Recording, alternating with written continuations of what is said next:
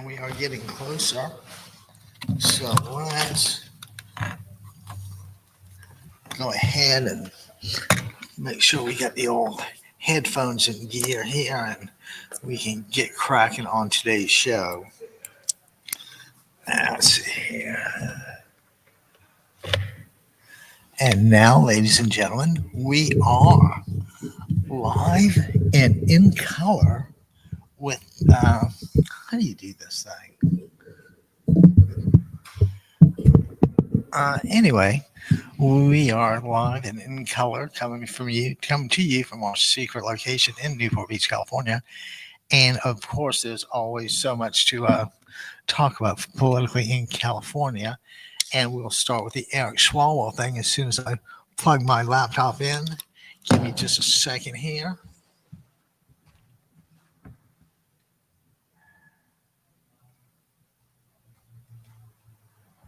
And let me charge the phone. So let's get cracking here. And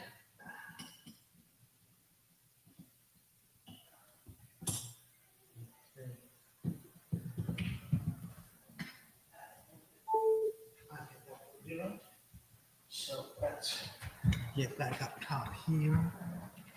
And God damn it.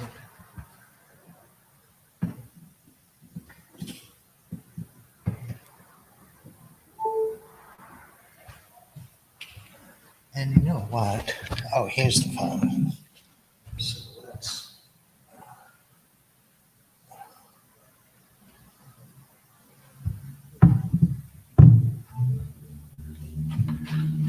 And ladies and gentlemen, that ties up the final loose end before you go on the live stream. And that's kind of a nice day here in Newport. It must be, I don't know, in the mid 60s, breeze blowing. All things considered, it's okay. But how many of you, what I'd really like to do today is invite everybody with an opinion, and I'm sure you have one, to call in and chat about Donald Trump and Jesus Christ. Now, I'm not a super religious scholar or anything, but, if I'm not mistaken, Jesus Christ is the Lord and Savior by, I don't know, a couple, maybe 1 or 2 billion people, a good many people. And, what do you say about all this? Isn't it enough that one man comes up with a picture of him as Jesus, or an AI generated version, and then he tries to sell it by saying, "Oh, he was just caring for people," kind of like the Red Cross. And the problem with that explanation is, is Donald Trump's just lies. That's but I mean, isn't that enough of a delusion to disqualify somebody from the presidency? See, I'm one of those people, I could take, every act and analyze it and all this stuff. But sometimes the overwhelming vibe is such that you just know. I mean, if I'm not mistaken, at the inauguration, Obama leans over and says to somebody, "What a bullshit artist." So, everybody knows why you guys cut him so much slack. I will never, ever know. But I do think that it's about time it ended. You guys are, you Republicans just keep allowing this to happen. The truth of the matter is, had you voted to impeach him the first time around, you might have ended the problem there. But you didn't. You stuck by him, and you gave him air, food, and water when he was dying on the vine. And in some humane, philosophical way, I kind of, I would also give food or water to a starving person, regardless of their, political views. But Donald Trump isn't like that. you have to remember that when he is on, it's effectively a one-man wrecking crew. And it's not like, and it was hidden from us to a large degree by those guys on that started The Apprentice, and I think that might have been the same guy with Survivor. I don't know. After a while, you just kind of get them all confused, but that's just a very uncool thing. That's what do you say? Nobody believes the president, how the criminals have more credibility than the president, but nobody talks about it. The guy is he's just a menace. I keep looking back to the intellectual brain drain he caused. I mean, he just did everything he could to make life as difficult as he could. And when a president undermines his own country, the question becomes why or for whom. And it's clear that through their actions that Trump really wants to steal this election because he's scared, and he's scared to be held to account. And somebody said they thought Trump would be a decent president if he made it all the way without going to jail first. Well, he needs to go to jail first. That, you know what? That should be the new America first. The new America first should be impeach. Number 2 should be convict. And the magic number 3, lock him up. Which kind of sounds vaguely familiar, doesn't it? Well, I mean, what do you say? I hate that expression. It is what it is. But I think the better way to view that would be to say that, it's here and we have to deal with it. It's not unlike a cancer that has to be removed or hopefully not radiated out. In my personal opinion, January 6th alone was a hot moment that we could clearly established, who he is and what he is. You guys knew it the whole time. Are you a little testy about what's going to happen in November? Well, you guys kind of should be. This is, it's strange.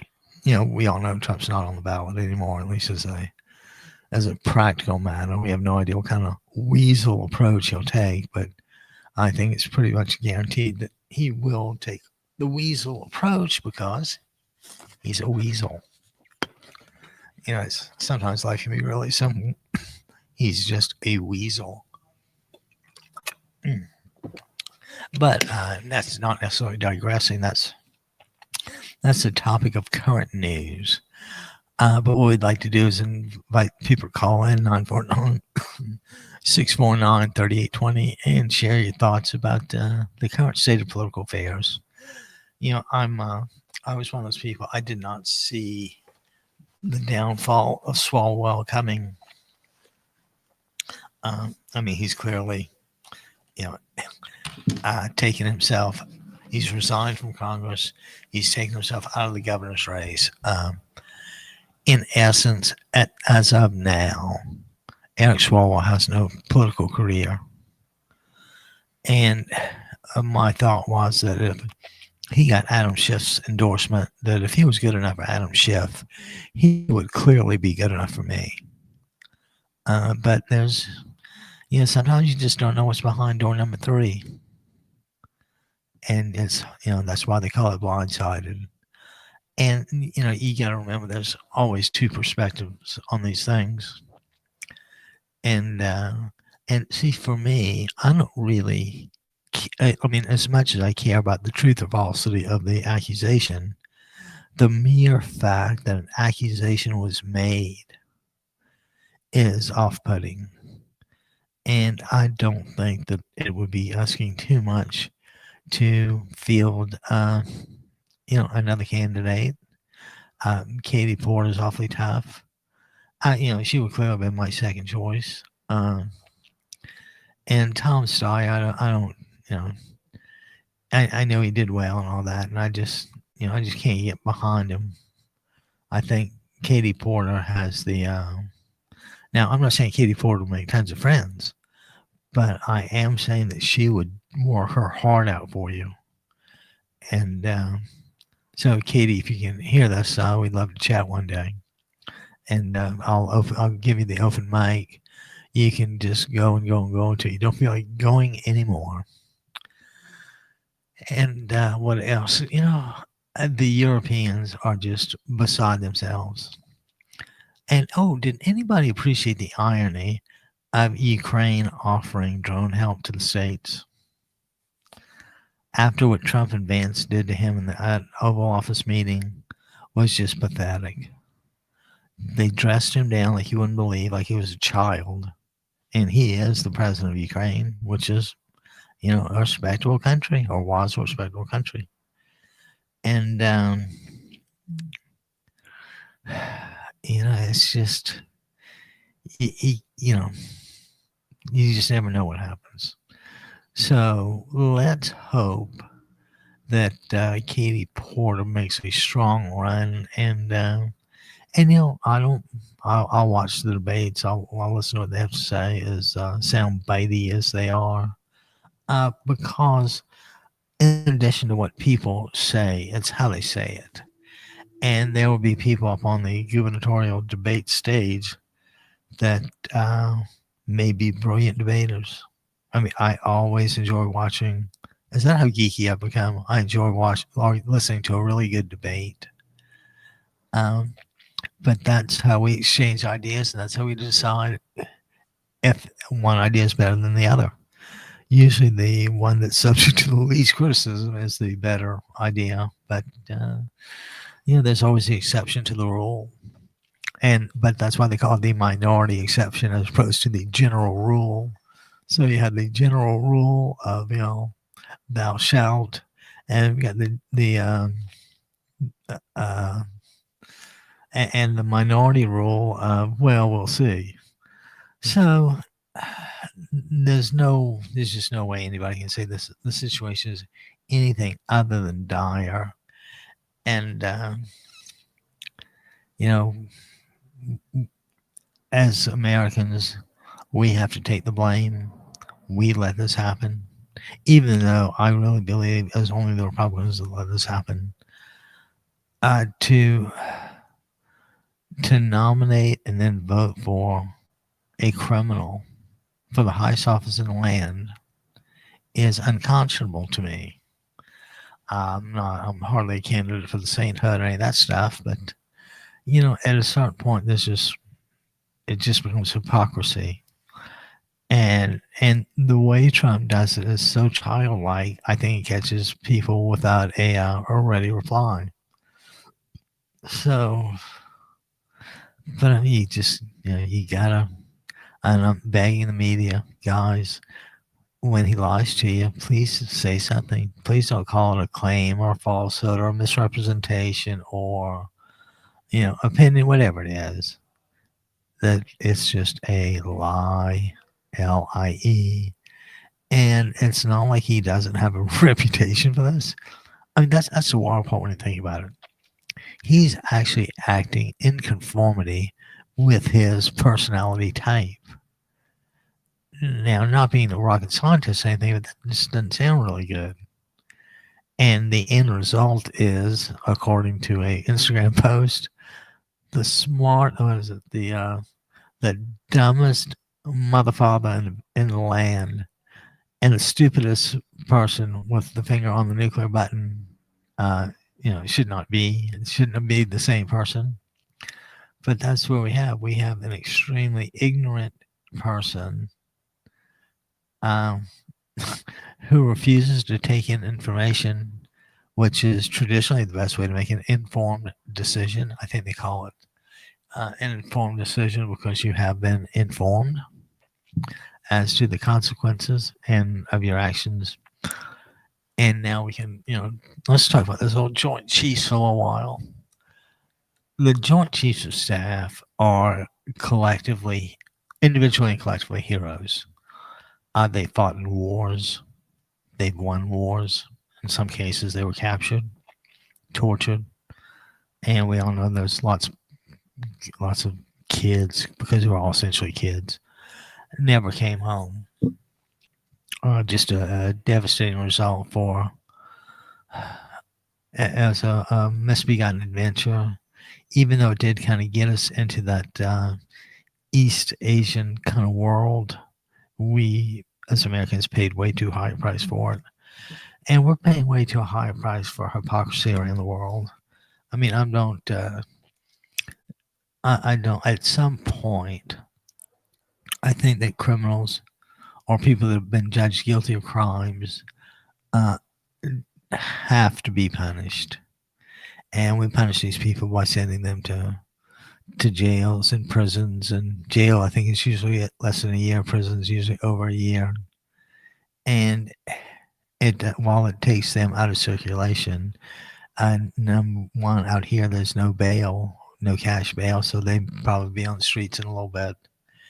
And God only knows what they'll do when they come back, which is Trump's argument in a nutshell. But where his argument fails is that statistics have shown time after time after time that the most likely criminal is a native-born American. But you see, that doesn't fit Trump's worldview, so guess what? The worldview must be wrong. I mean, is that not insane? And, anybody watch any golf this weekend? How about that old Masters? I'm not much of a golfer, but I appreciate that kind of hand-eye coordination. How those baseball players hit a moving object like that, I'll never know, but, golf seems a little, how can I put this? A little decadent. I mean, you know, ain't a whole lot of the sports where, you get to ride around in a cart between the time you, hit or shoot or whatever it is. And a little, who knows if there just so happens to be a bit of an adult beverage in that little snack area. I know those guys at the Masters have appreciated their share of whiskey, probably Kentucky bourbon, which, and just by the, I think one bourbon come from the French originally, like in New Orleans or something. I don't know. I don't drink bourbon anymore, but when I did, there was nothing like a good old Wild Turkey 101 and a little water thrown in.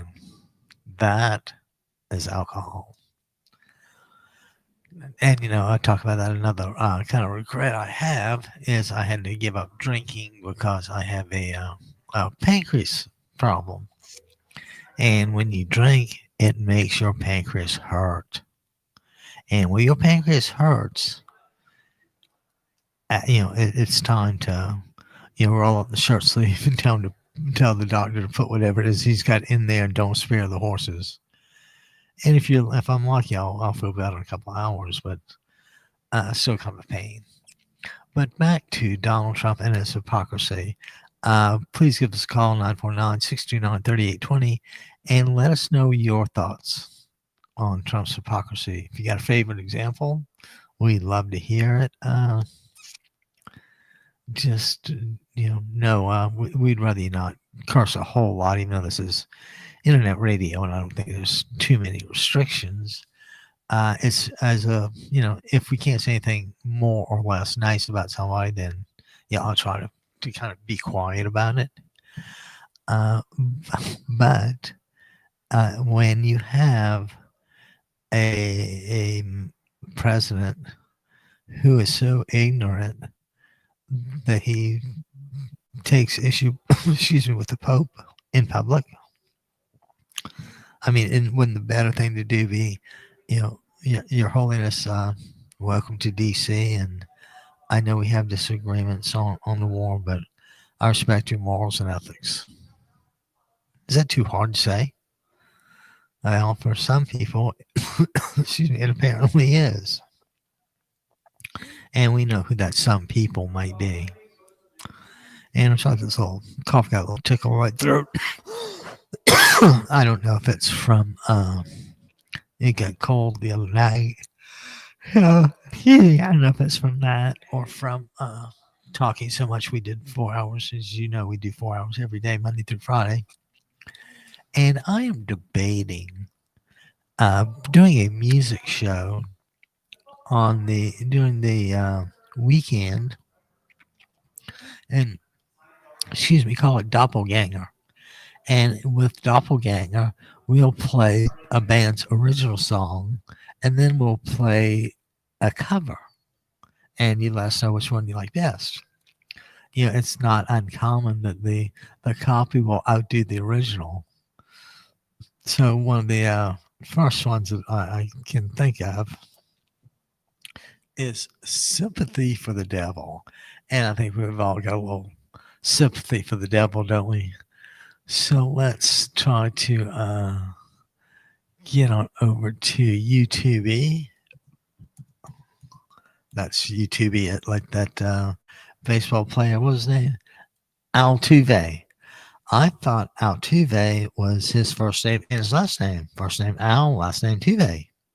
You know, but silly me, I didn't know it was one big word, but here's to and you know, just to start off on the right foot, let's see about if we can't find uh, a song we had done not long ago, and it's called Trump Says, Trump Lies, and that would be the song. And I did this a while back. Huh. You know, it is amazing how much better results I get when I type things in properly to the address bar. 2Mo does not, do much. So anyway, let's anybody can't Saturday Night Live? Yeah, I didn't. It's a little hard to stay up that late anymore, but you know what? Let's do a little Niccolo Tiny Desk concerts. That'll give us a few minutes to appreciate the songwriting genius of Niccolo, who's been great since. Anyway, here's Nick.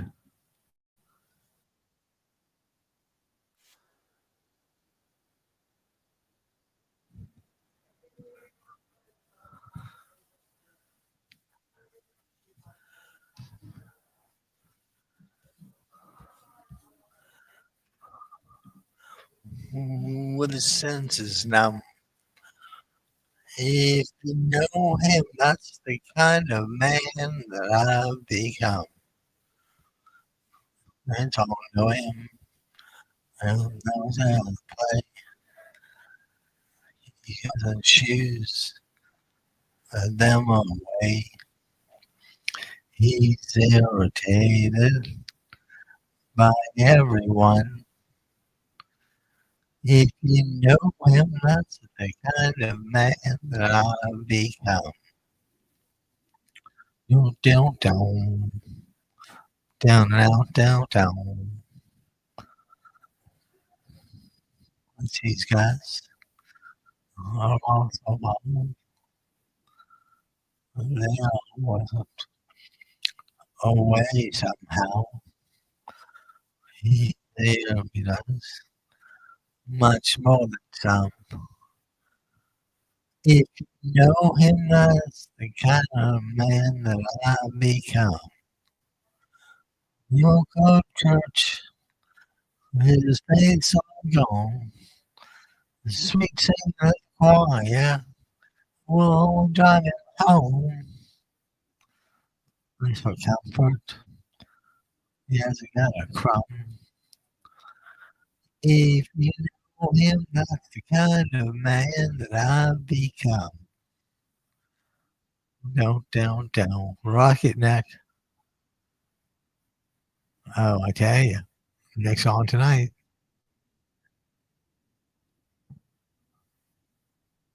Go to church so loud from now, the sweet singing in the choir, nothing but around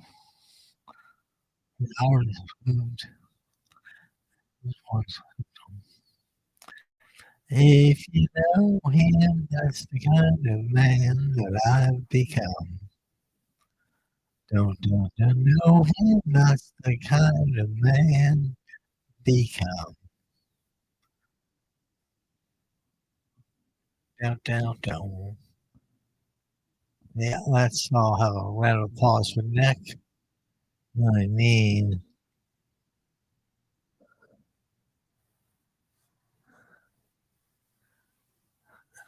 so it's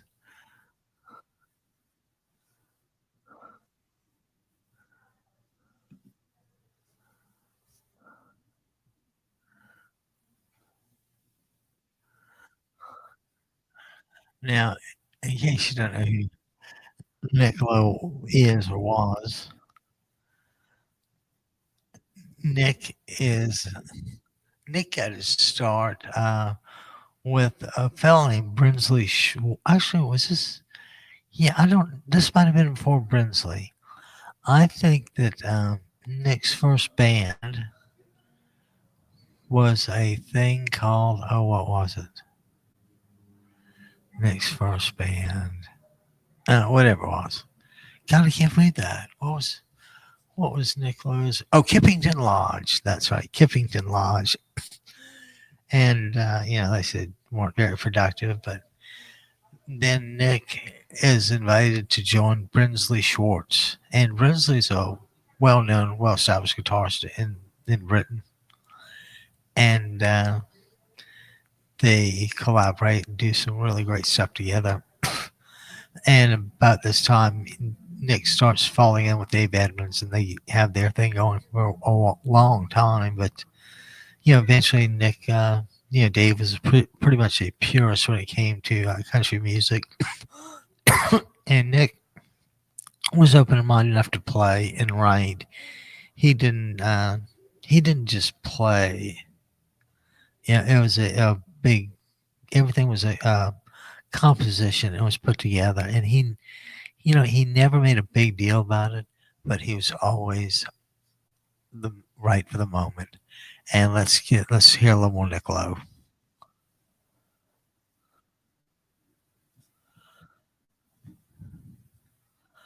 I think this is Rome wasn't built in a day.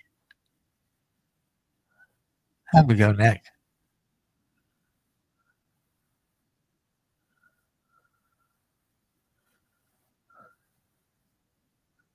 Yes, my love, arms,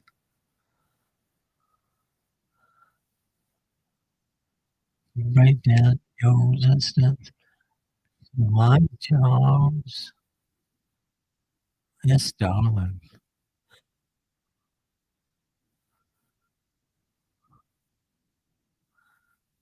Find a way. My love's in wrong. Wasn't built in a day.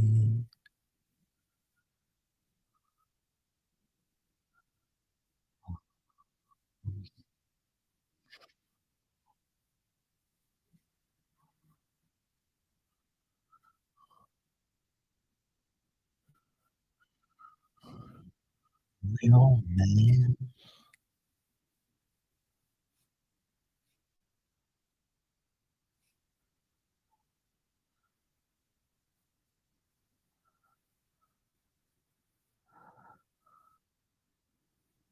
wasn't built in a day.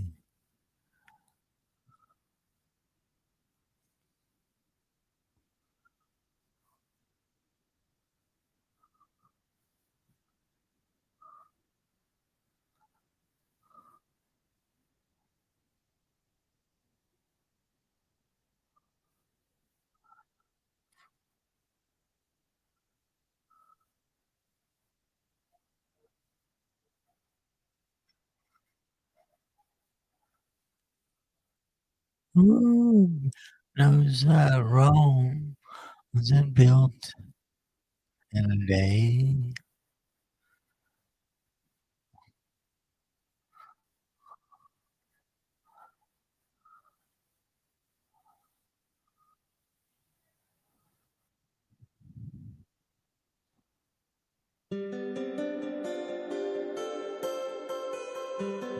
Uh,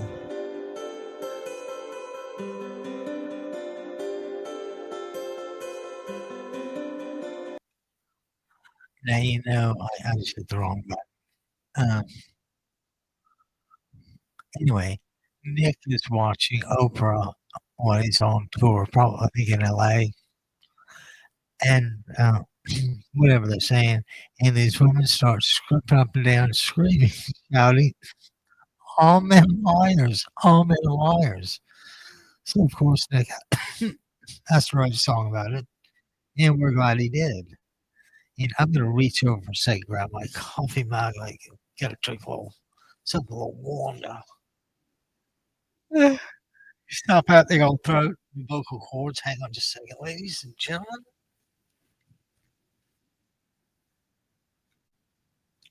We're back. We have our new stickers in. If anyone wants one, let me know.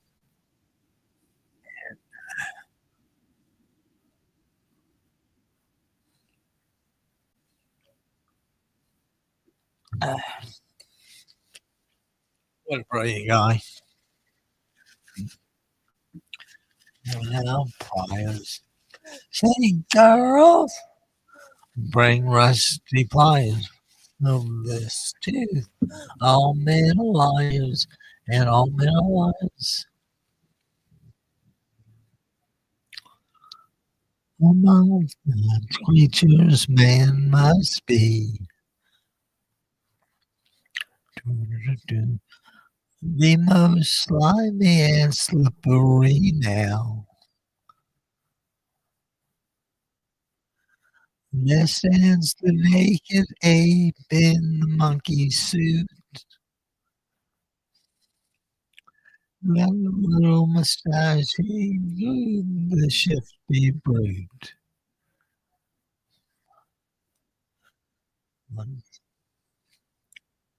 Amen. Sorry, straight, all men are liars. Their words ain't worth no more than a worn out tires. Hey, girls, bring rusty pliers, pull this tooth. All men are liars, all men are liars. Now,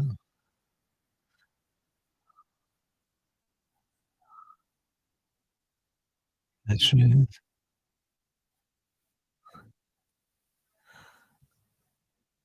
you know,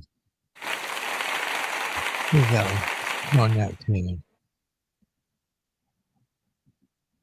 And, oh, and this is Nick doing House for Sale.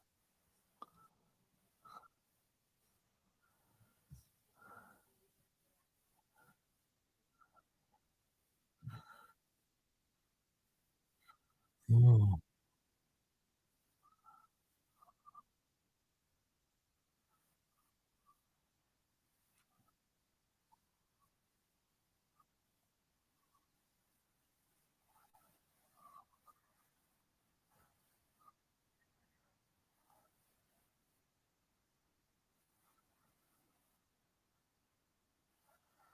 and tonight,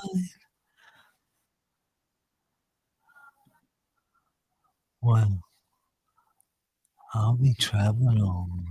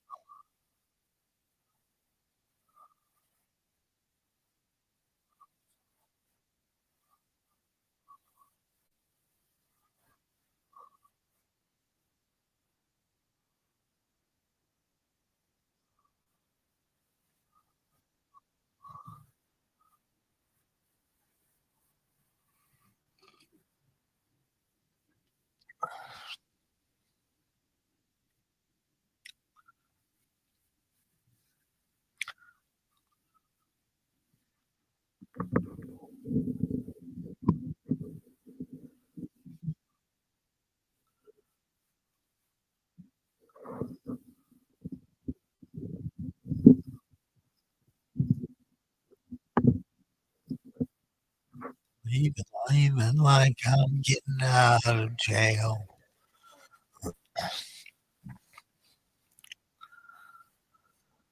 House for sale. Niccolo. I think that's from The Old Magic. Another uh, another one next later in life. Great works. I tell you.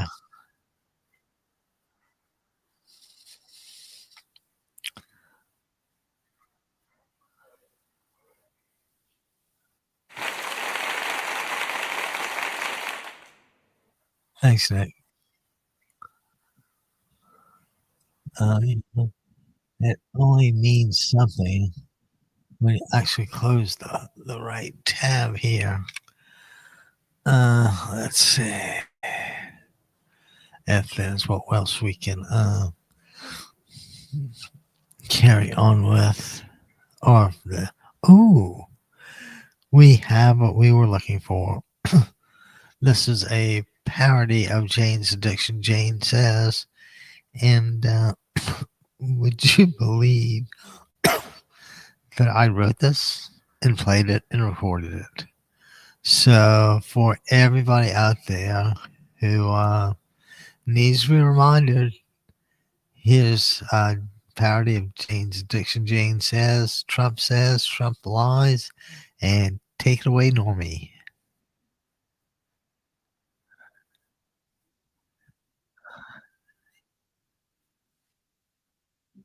Oh, lie again tomorrow.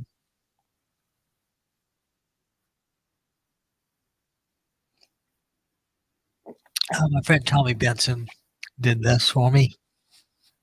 Dynamite guitars if you need them.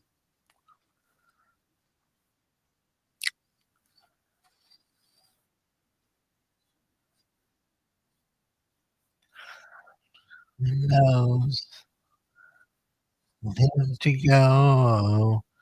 That's okay, man. Yeah. Anyway,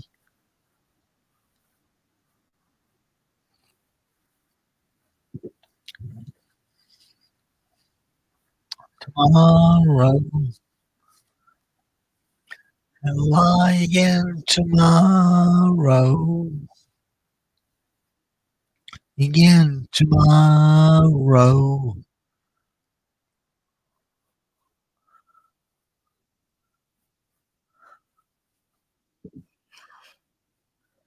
Yeah, yeah, that's the G chord over and over to cry. He takes a swing, but he can't hit.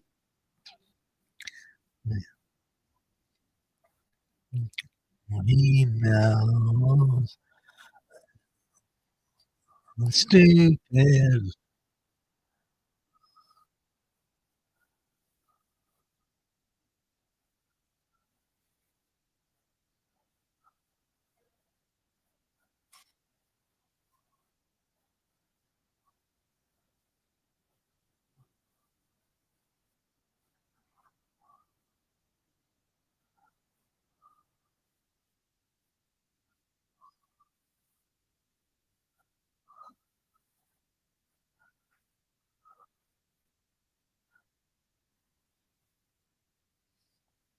She loves him.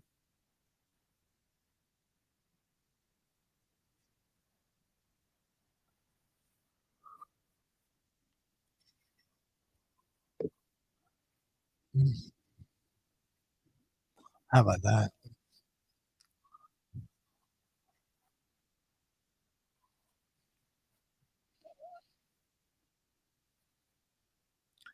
Dun, dun, dun, dun.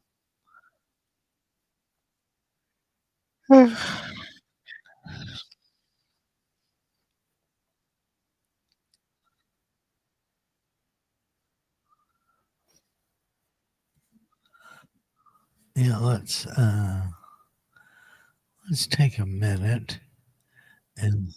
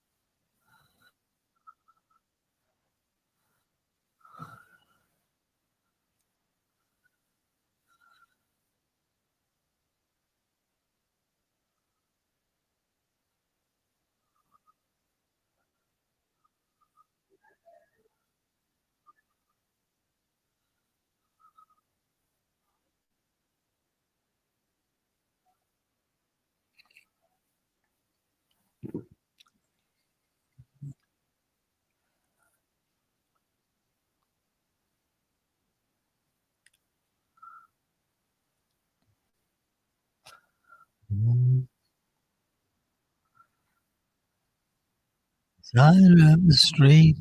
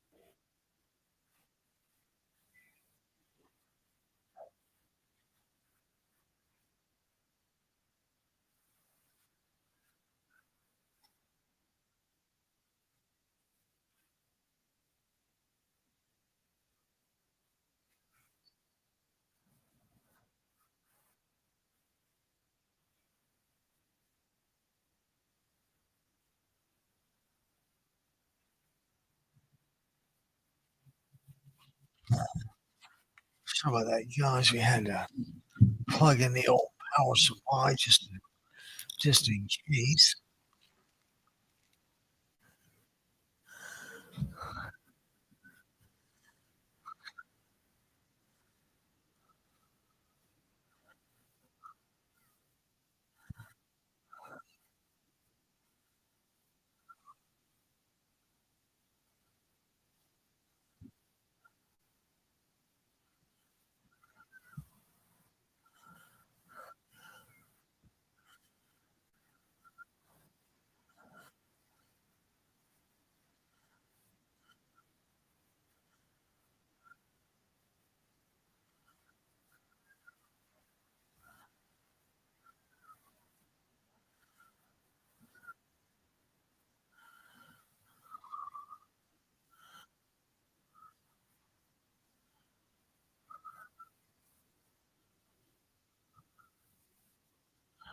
I tell you what, let's bail out of that for the time being, and let's take a look and see what is going on in the world.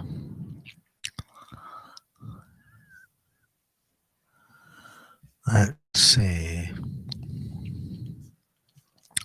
Trump judges give Trump officials a Hail Mary pass to avoid contempt of court inquiry. Now,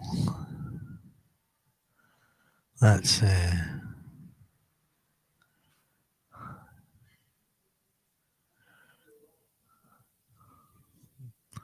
You know, the truth of the matter is they need to go and be thrown in jail.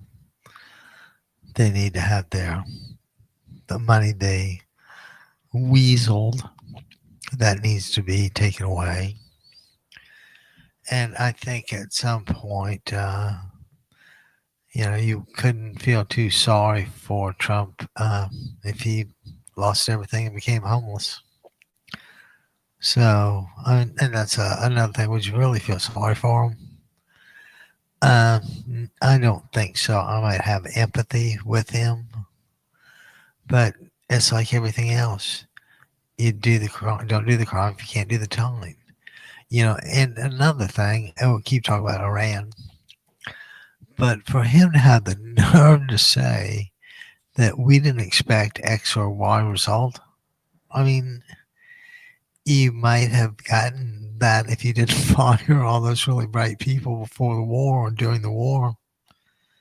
But fact of the matter is, you just said, just dumb, stupid, whatever it is.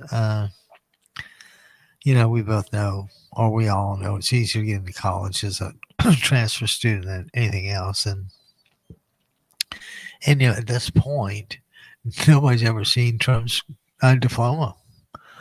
I don't think Wharton, UPenn, has ever really confirmed that he was a full-time student and graduated there. And, that's the funny thing. I kind of joke. Well, my grandparents used to joke that, they might have expected me to get into a school, but they would never have expected me to get out. And, Trump, he always weasels in. And, it's past time that we put a little stopperoo to all this. And as you know, every Saturday, the Indivisible has I'm not going to call them protests. We're going to get-togethers on street corners, encouraging. And the big thing that they do is they keep up the awareness of Trump's actions. I wish they could somehow spend a little more time detailing the wrongfulness of his presidency, but yeah, that's just a full time job. Can you imagine having to keep up with just the sheer level of garbage that comes out of that guy's mouth?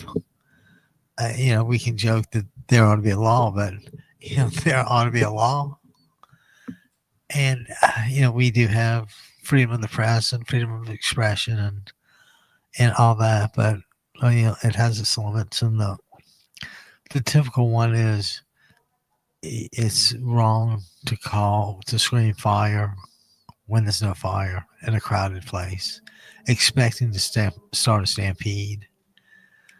I mean, I don't know what it's like to be, run over to death like that, but it probably hurts. So we just cannot let that keep going on. And I am somewhat optimistic that in the 1 o'clock hour, we'll be able to hear from someone at MS Now, formerly Microsoft, and that will give us a little more insight into the current the day's activities. And Trump always has to do something new every day to make himself bigger, and that's just another addition to the kill list. I mean, I certainly don't advocate for death, of any individual, but I certainly wouldn't mind it if the MAGA movement died.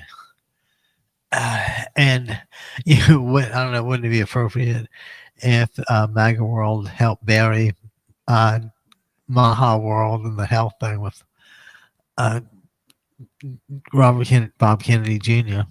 What do you call Bobby? I don't know. Whatever it is. So, I mean, the inmates are clearly running the asylum, and that's not the typical way asylums work.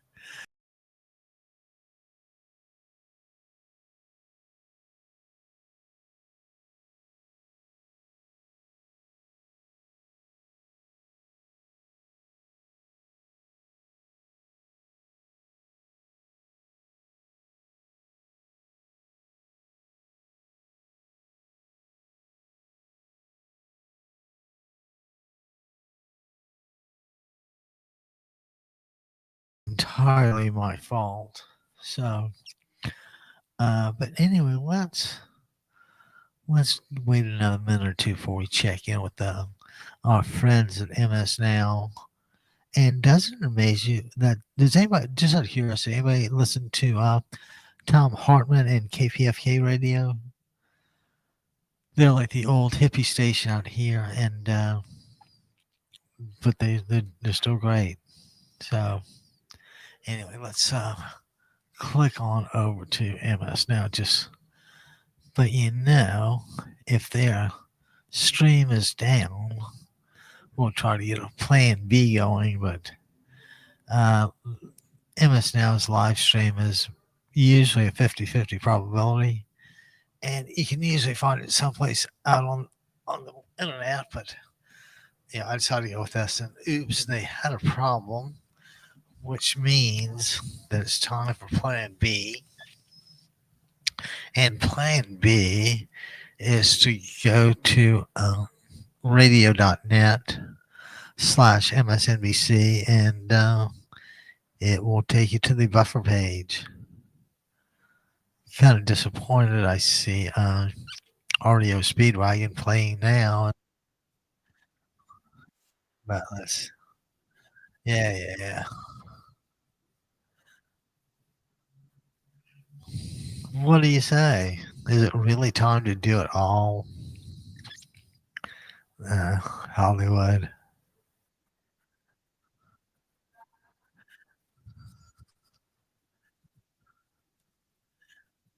Now I know. Let's just fight through this one.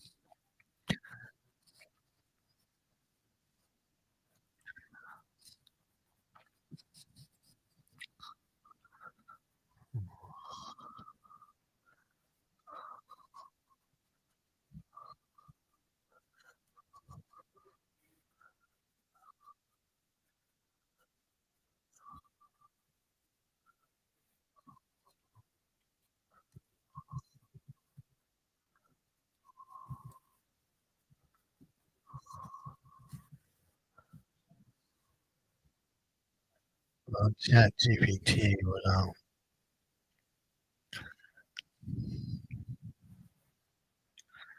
That's what we want. And let's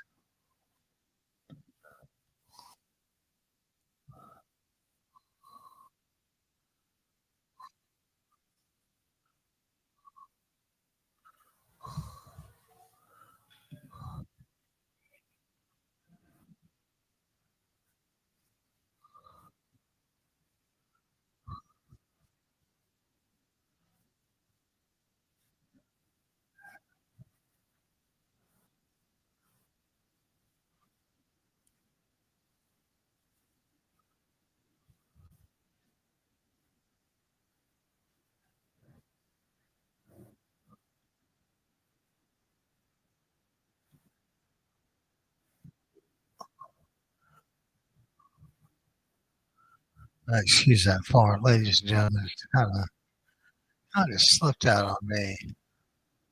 Yeah, let's just. Yeah, we got it. Let's sign in the old quad. Yeah.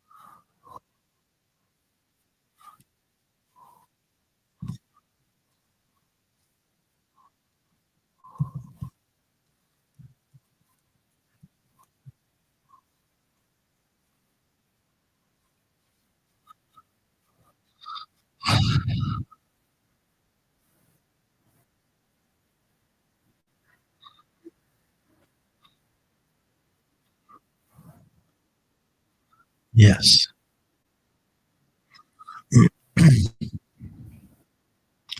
And I don't want to start any blasphemous rumors.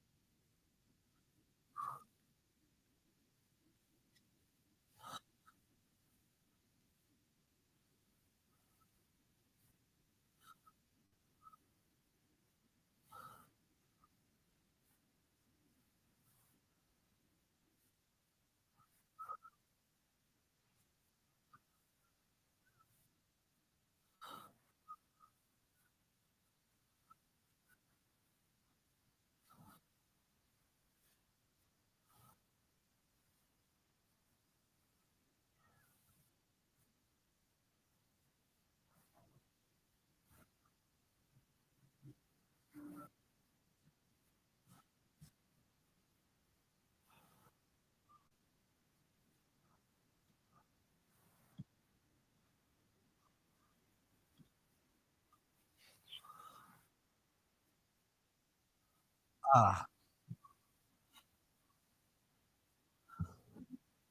I guess. Oh, pretty safe, Pat.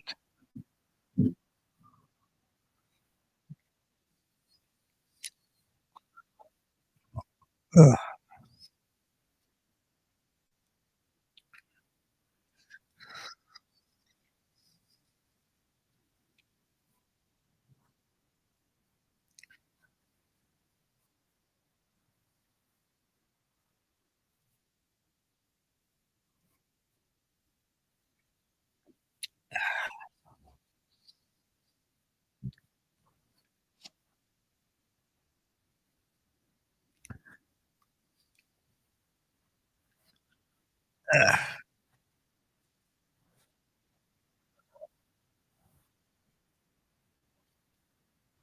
clearly.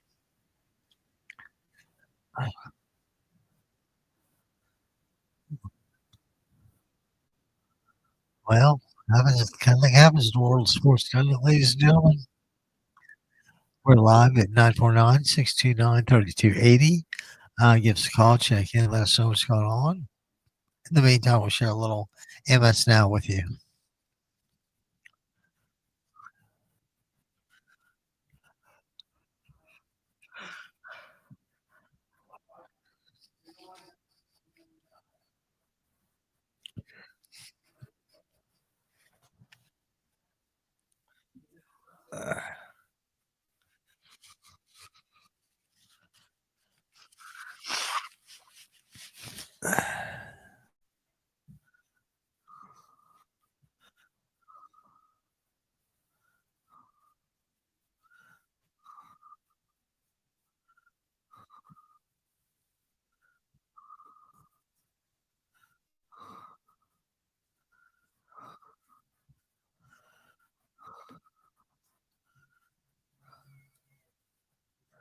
Yamaha.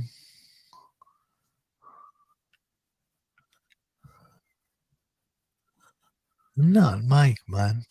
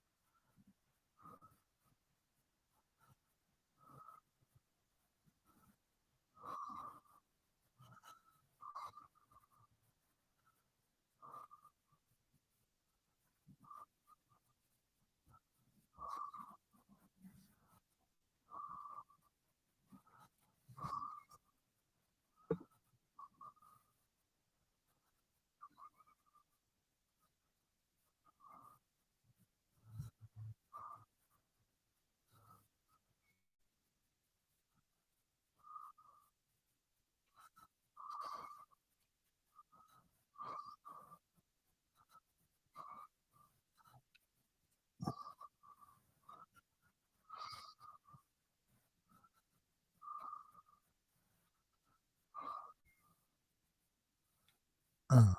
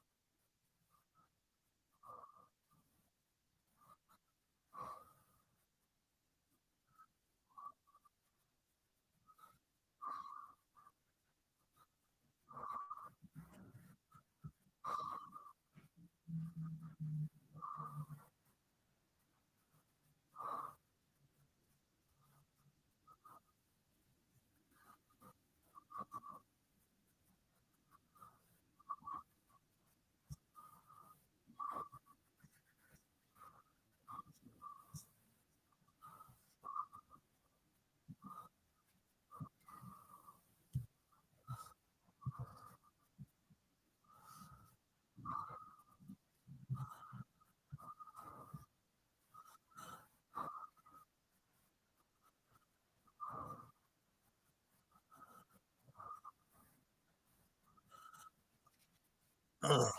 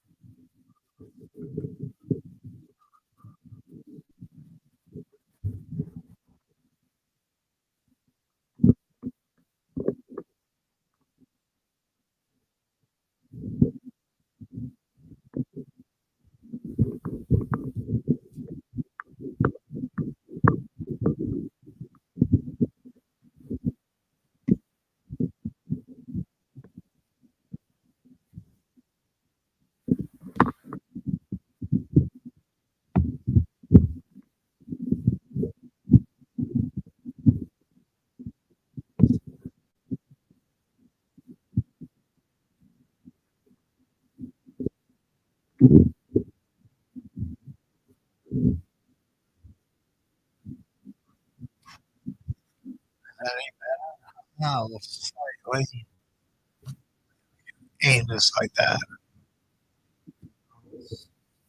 I don't think we did very much good with that, did we? Well, we'll just have to see how it shakes out here.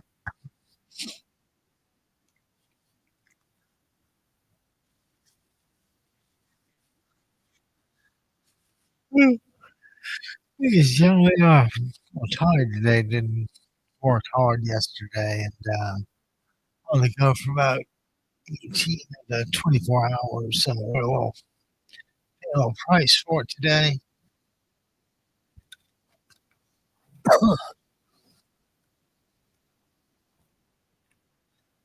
Uh,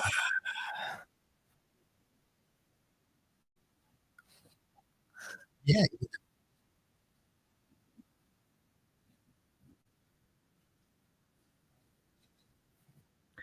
yeah. I think it's really important we pay attention to those.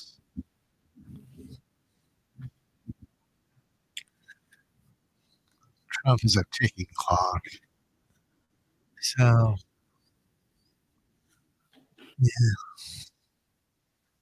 but sometimes it just ain't much to be said.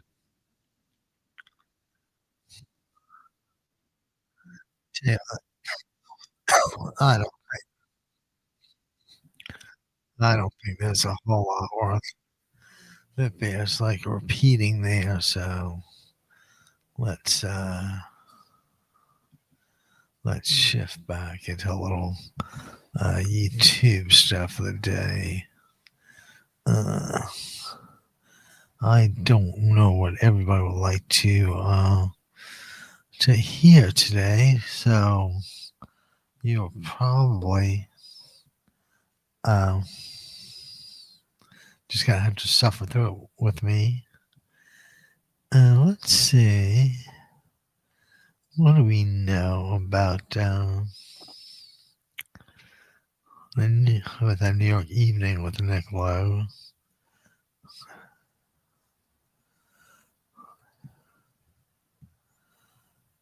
We call it shall let's yes we can. We don't really want to do that. Let's see the American Bandstand. You know, almighty.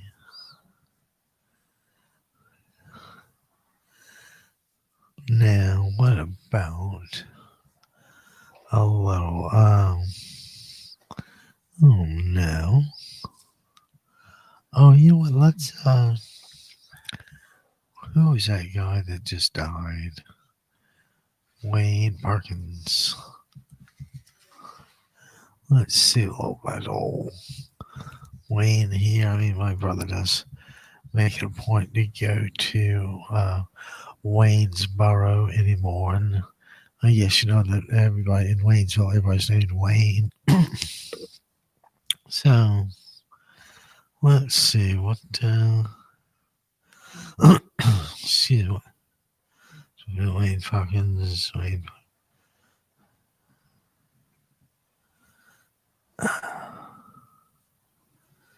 Let's see. Well, we may just let's catch this.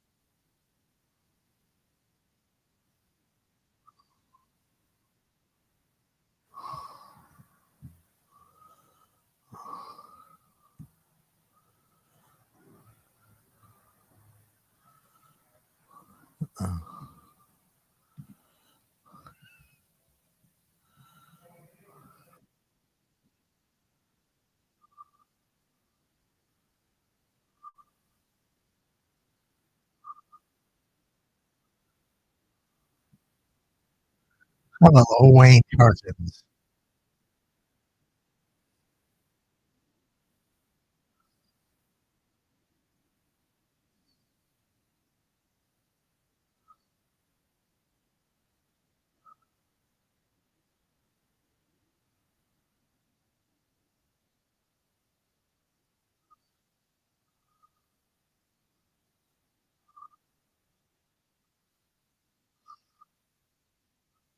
I'm just a fool for you, baby.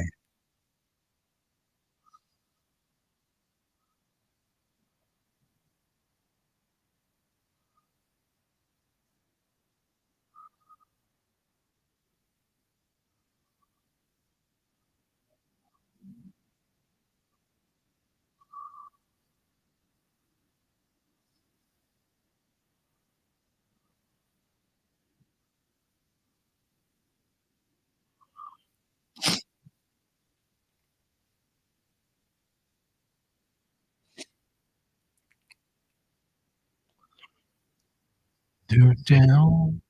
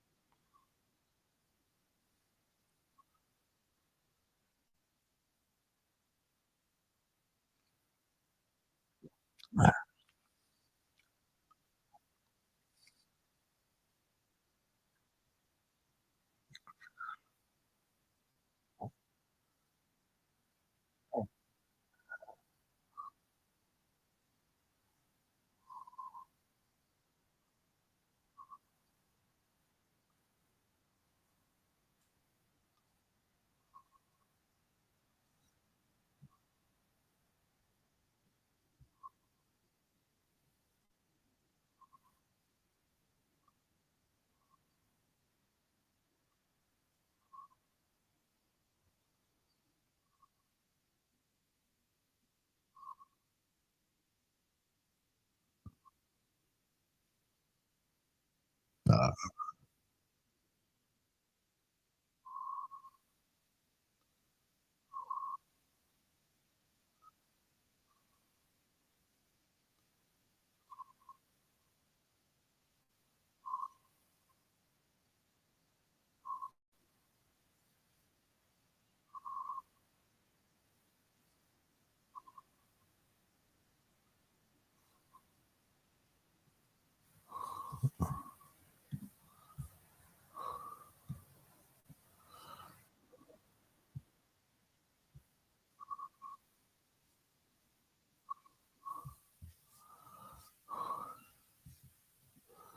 how about would you guys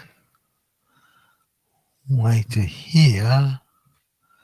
Let's see, waiting for this to me.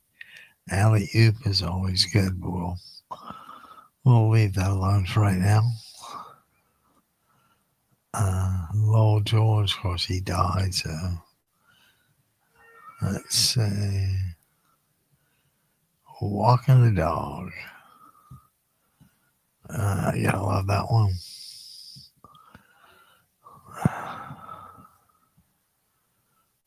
Uh, yeah, let's listen to a little alley oop, huh? How about that?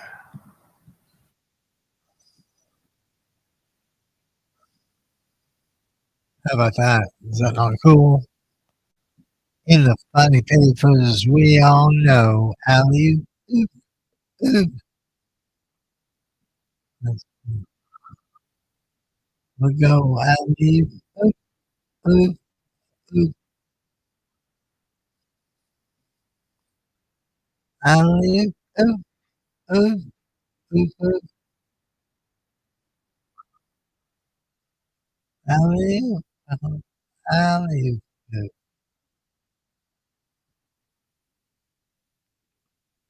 oop, oop, oop, oop. These are the Hollywood Argyles.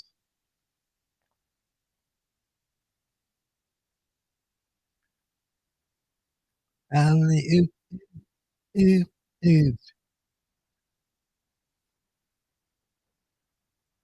alley oop, oop, oop, oop.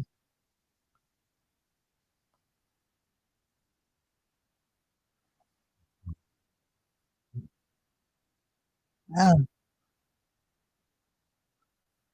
like caveman go. Alley oop, yeah,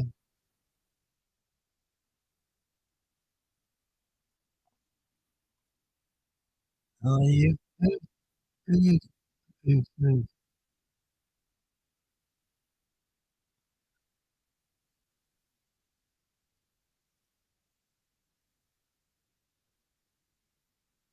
Alley oop, oop, oop, oop. Alley oop, oop.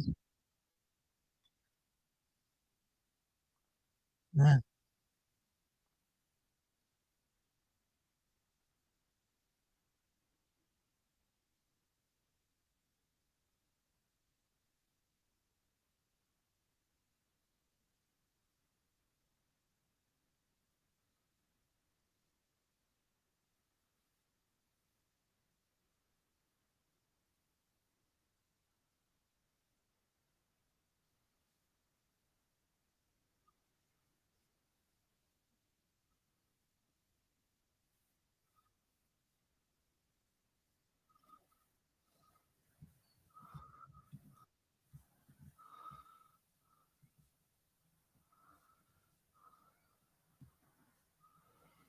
Uh, see what that sounds like.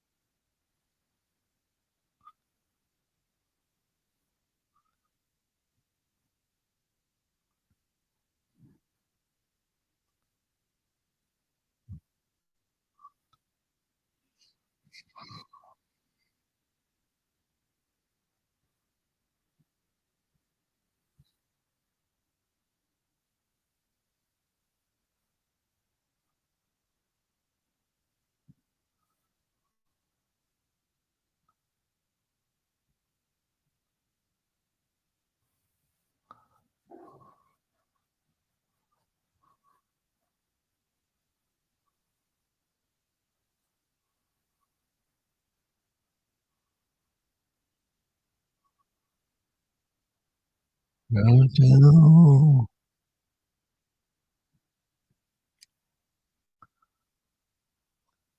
squeeze, take me, I'm yours.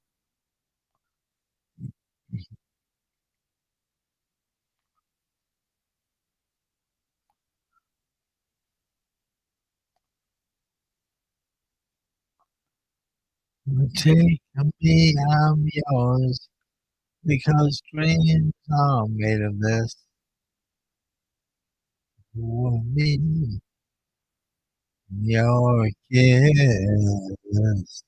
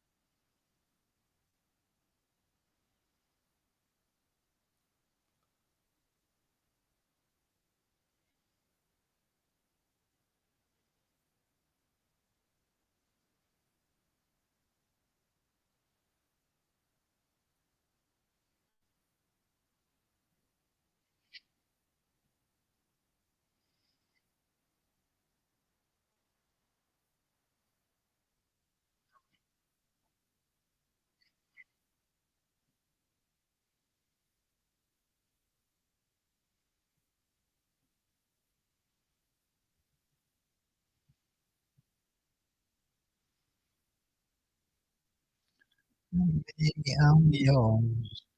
Because dreams are made of this. Whatever was in your kiss.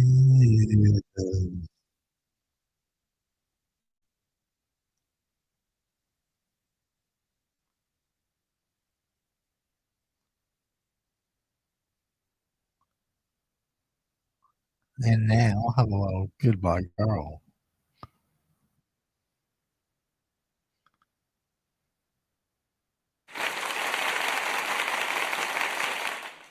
Mm. Her name I didn't catch. You look like touch of his. Like on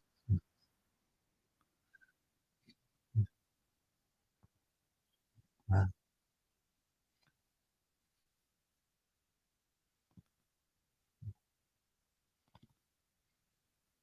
Sunshine's on the lino. Isn't that great songwriting?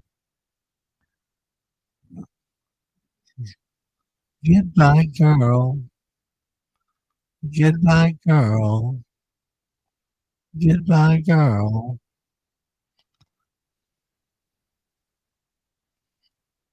We have a hotel, a room on the second floor. And the numbers on the door. And I hardly knew you.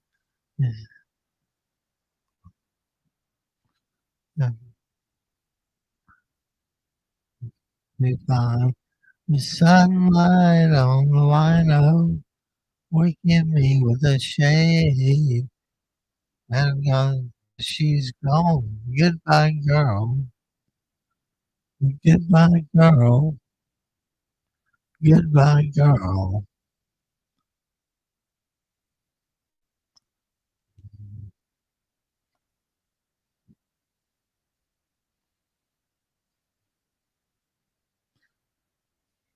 It doesn't follow me.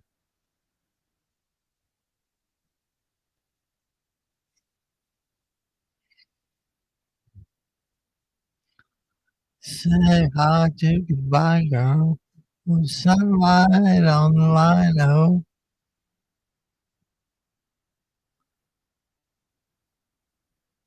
Gone. Goodbye, girl. Goodbye, girl. Goodbye, girl. Goodbye, girl. Goodbye, girl. Goodbye, girl. Goodbye, girl.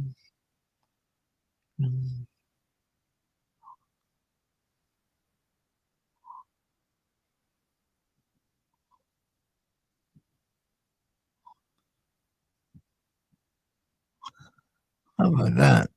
I'll go on a squeeze. Let's double about. How about squeeze another nail in my heart?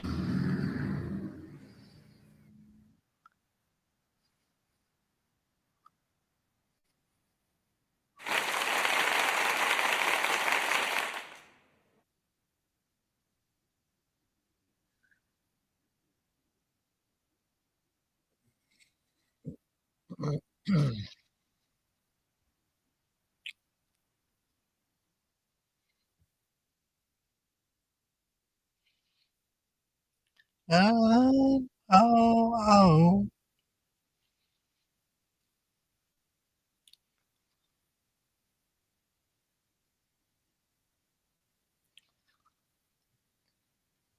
Oh,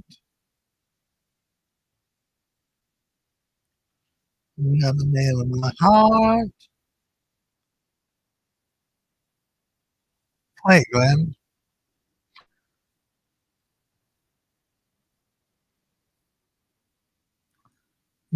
Jules. Where's Jules? Jules Holland, that is.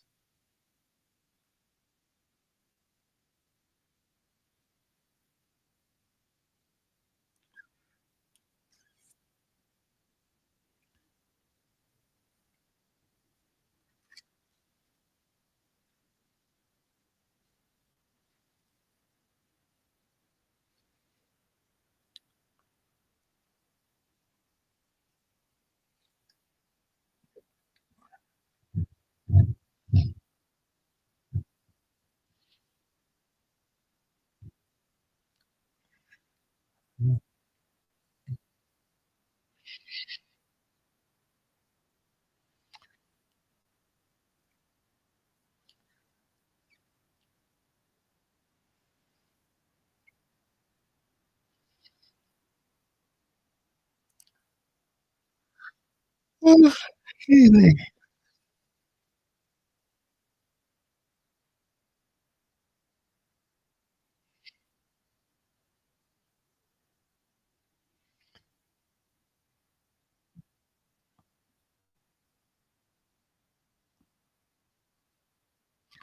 Another nail in my heart.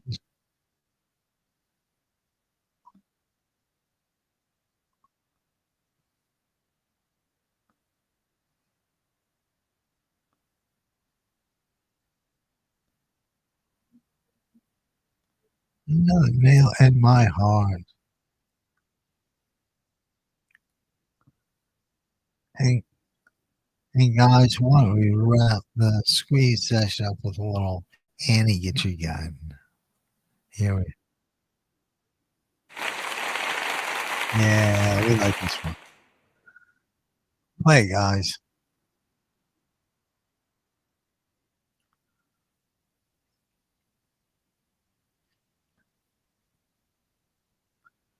For her medical, she passed. It's a miracle. I thought that she just wants drinks for everyone.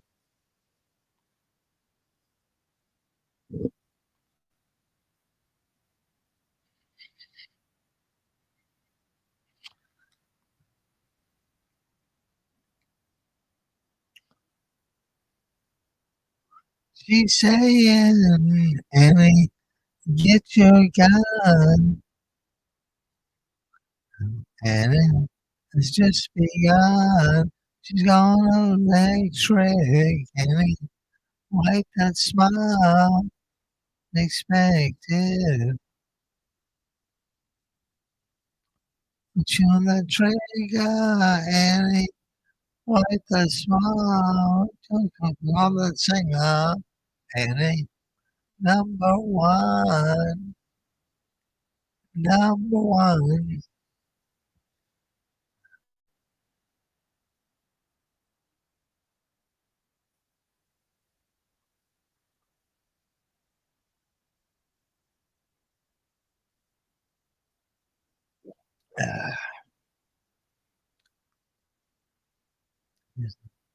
Fool the other one.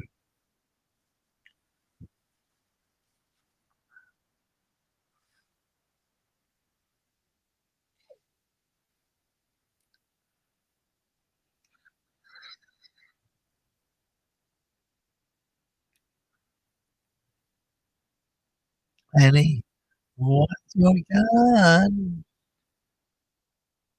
Love song has to be sung. She's gonna electric and wipe that smile was unexpected love. Just a sound. Wipe your gun. Don't shoot, singer.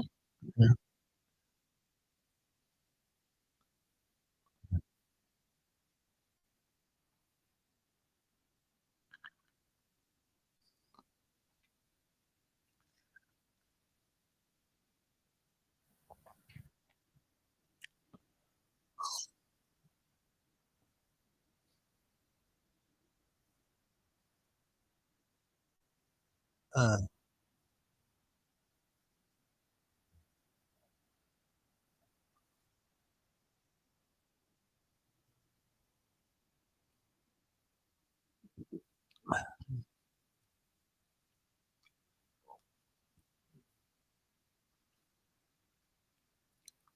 and me, punk rock girl.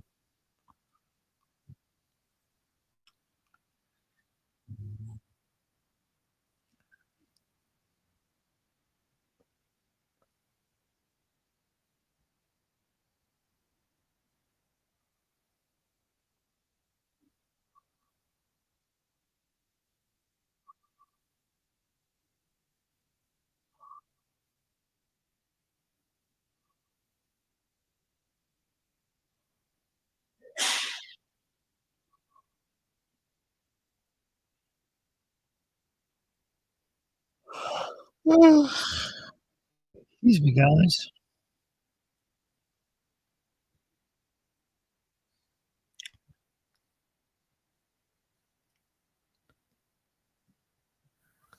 Uh, let's see excuse me, what we can find here that might agree with just about everybody. Ooh, I kind of like this.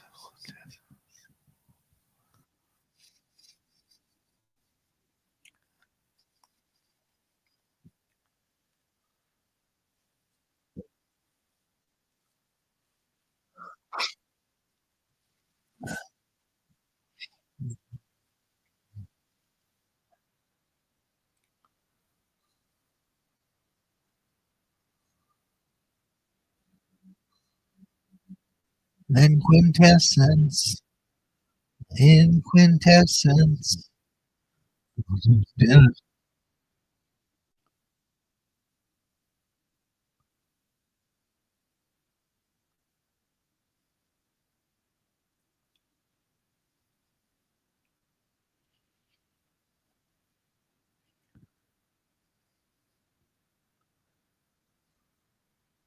In quintessence, quintessence, in quintessence.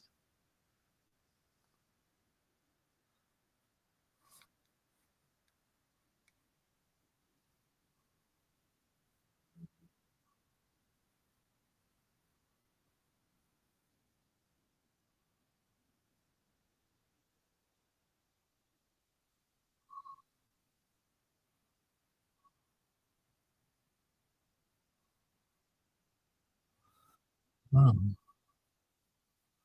mhm.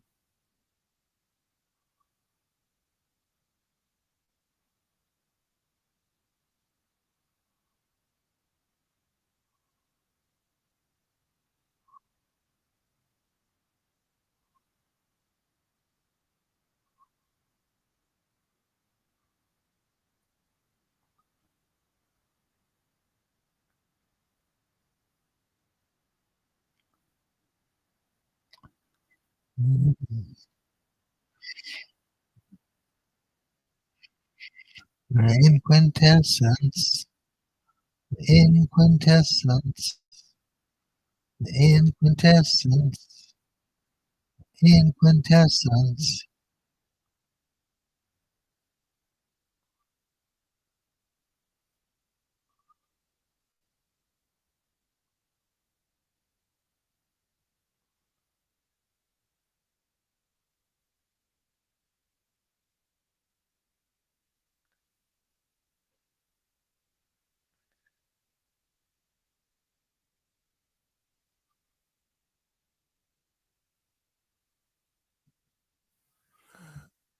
Let's see what these guys have to say for themselves. East Side Story by Squeeze. And we are, let me see.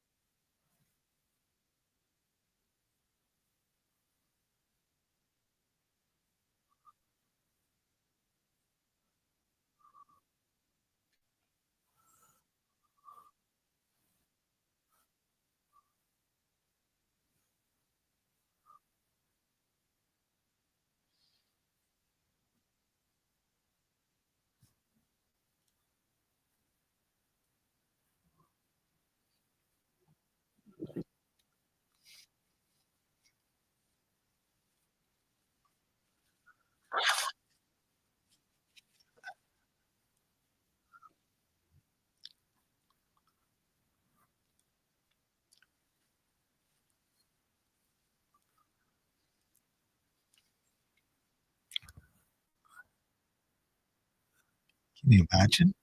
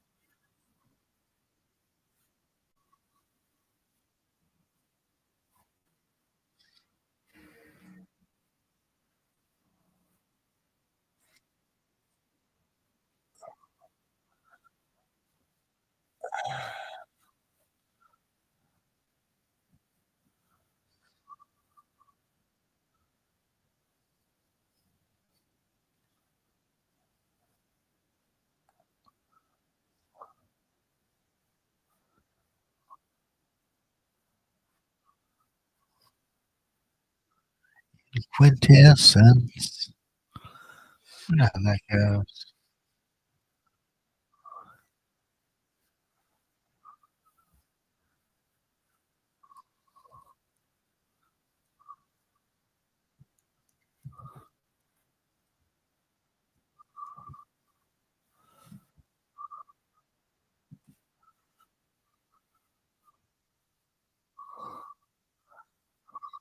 Explosion at the double vision. This is one our indecision. Think he's a man to my station. As I got this summer retaliation. As he needs this party on the desk. Who's and rags needs to make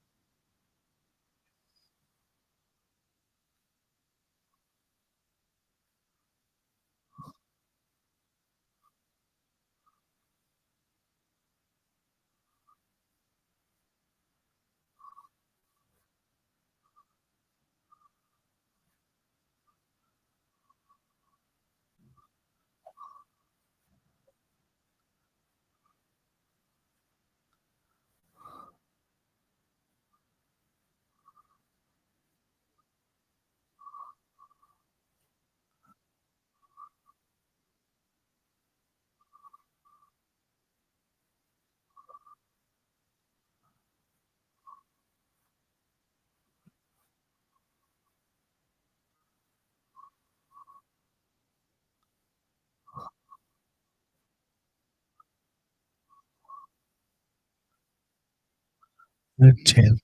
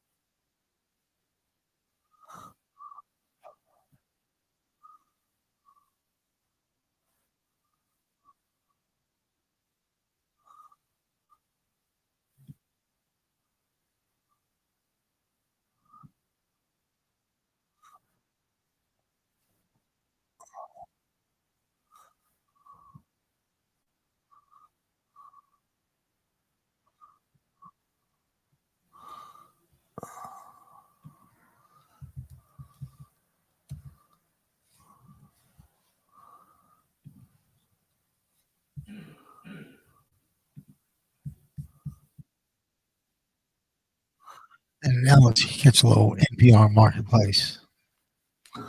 And let's see what happened.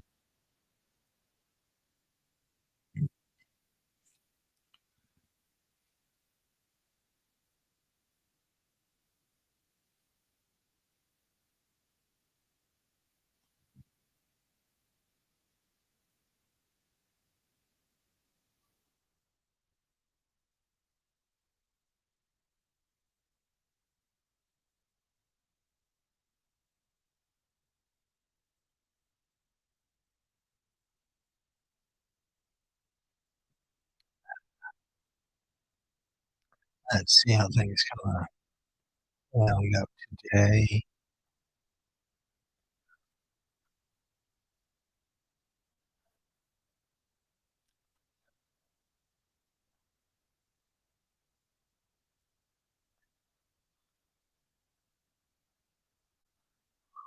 It went distant.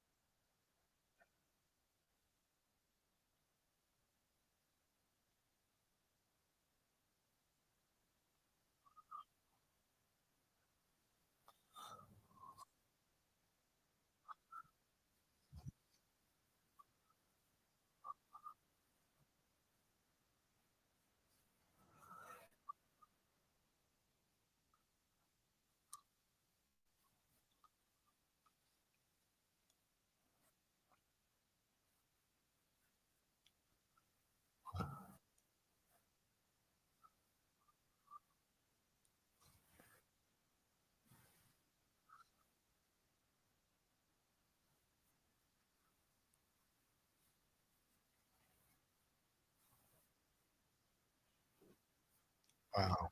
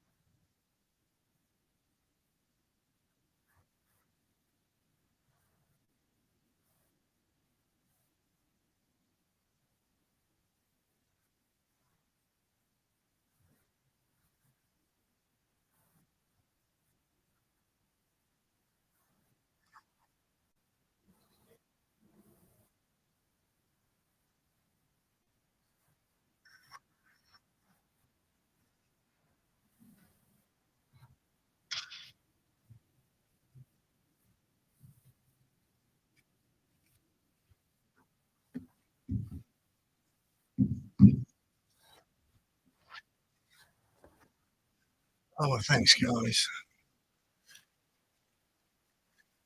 We are back.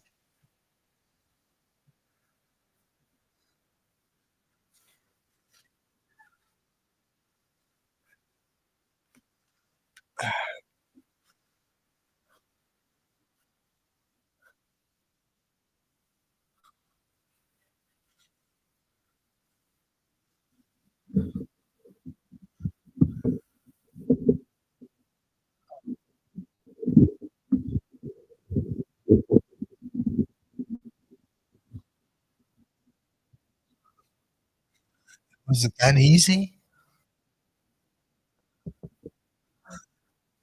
Hmm. You would have to assume that it's okay.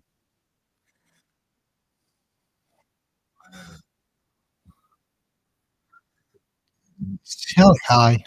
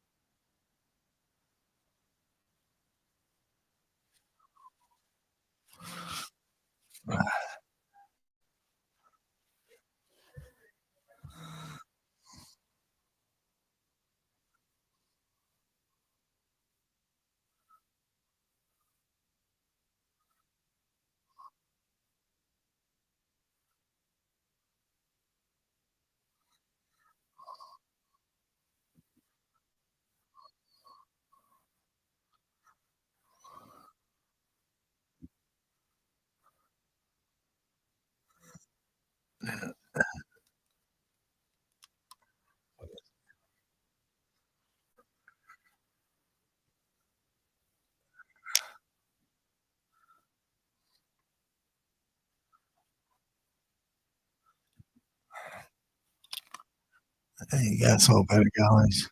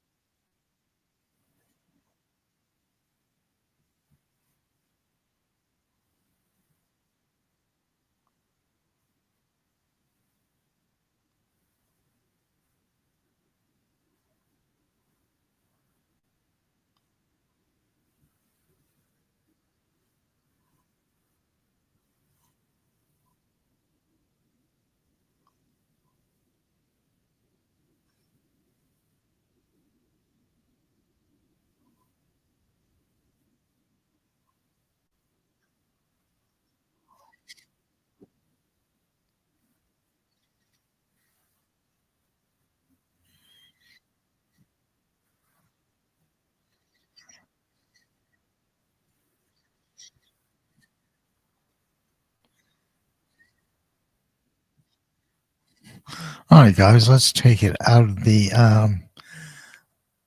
marketplace section for a while. We don't.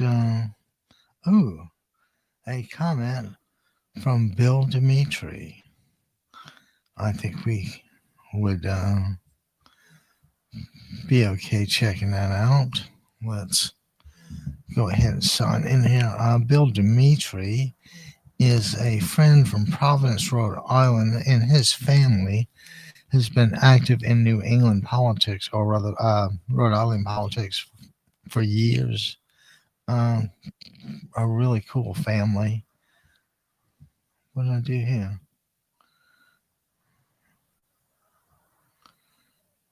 Oh, what did I do?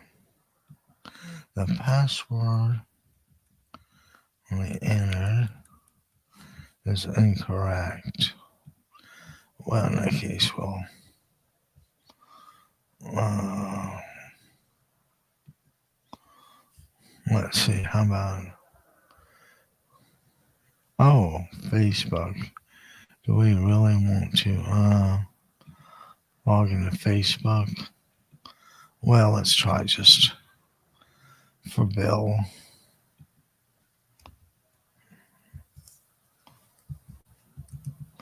And hope all's well in Providence with the Dimitris and the Partingtons. Scott Partington's dad started the Witness Protection Program. And let's see. Oh,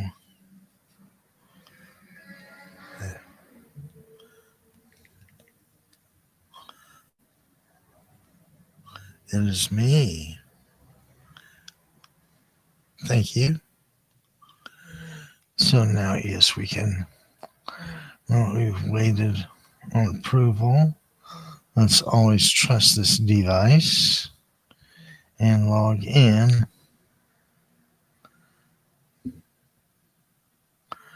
That was Bill's comment. Okay, well, I guess we can log out of William Dimitri Jr. Let's check our messages.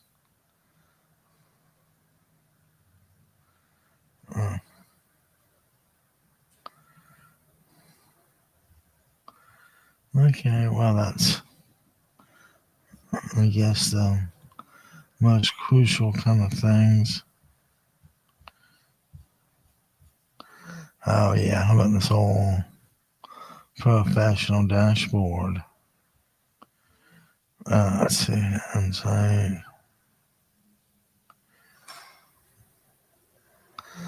Well, the truth of the matter is, do we still have 5? I guess that would be why. Let's just kind of go on here and let's see. Let's go ahead and why don't we log out of Facebook and see what else we can come up with here. Facebook manage page, so on and so forth. Let's see, how can we? Alright, now how about this? Yeah, hit these few dots. Of course, that won't do it. Or we can log out from here, which we'll go ahead and do because we're not exactly setting the world on fire here. And you can't, God, I mean, you can't feel super sorry for Eric Swalwell, but it's just always bad to be blindsided, and he should have known better. I mean, doesn't everybody know better at this point? If you do something untoward with a woman or a guy, whatever the case may be, there's a fairly decent likelihood that they're going to go public. And there's a further decent likelihood that when you go public, that it's not going to come out well. It's not going to turn out well. And, I'm really grateful to Eric for, resigning from Congress. And, it's difficult to take the high road in these situations. But I do think that no woman deserves to be taken advantage of, period. Whether it's, sexually, financially, emotionally, I don't care. I just don't think you should do that kind of thing. And in the broader context, when people used to talk about karma and what comes around goes around, if Swalwell was guilty of all this, then, you don't do the crime if you can't do the time. I know that's a really stupid old thing, but, as we progress through a period of rule-breaking president and rule-breaking presidencies, we need to come to grips with the fact that we can't go on like that. That when people, the only way things work is when they are rational, when people listen to reason and act accordingly. What we have as a president who just won't listen. He has convinced himself and lots of others that he has the innate ability, without studying a topic, to answer a question and come to the right conclusion.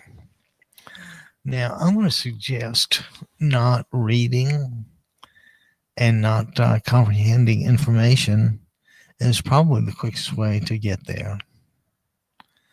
If you don't make an informed decision, guess what? You make an uninformed decision. And who's helped by an uninformed decision? Well, obviously not the person making it. So we do need to pay a little more attention. There's a kind of a reason that rights are broken down excuse me, into things like civil rights and criminal rights. And, the concept of civil rights or a civil right is, you gotta know the distinction. And what I say, what is a criminal? God, what did I say? I'll have to think about this for a second. What is sounds like we start a Sunday morning NPR talk show. What is or Jeopardy? And oh well, we just an uninformed decision. So yeah, you can't. The only question you got on an answer for you is when you should eat.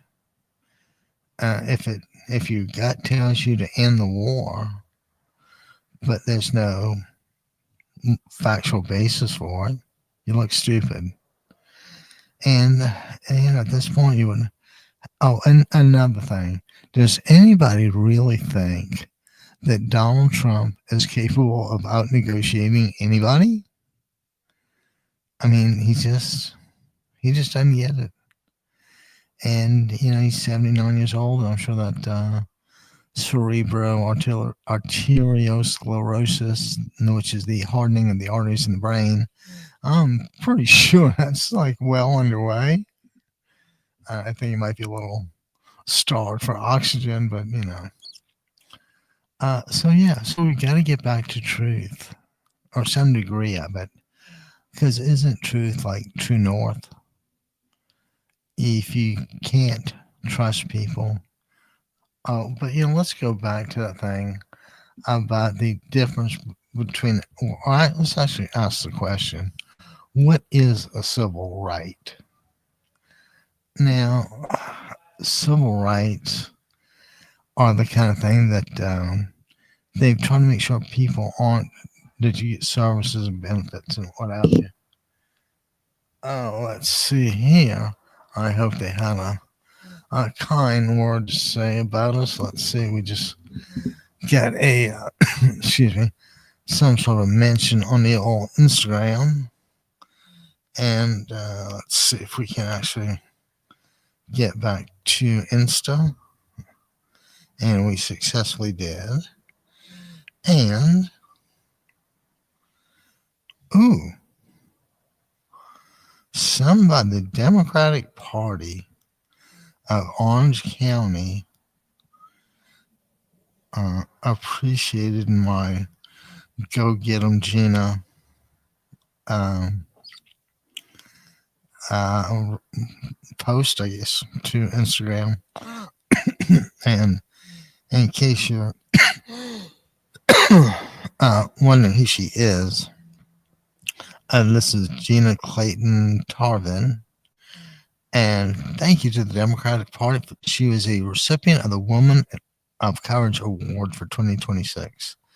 Classroom teacher, union leader, president of the Ocean View District Board of Trustees. She's familiar, more than familiar with education. Matter of fact, we may have to see if she would like to chat with us,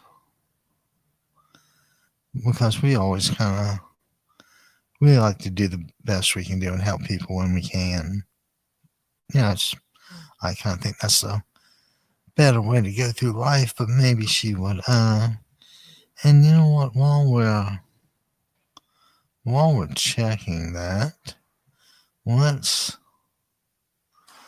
look at her, Justine. I wonder if she would like to come on. Let's see.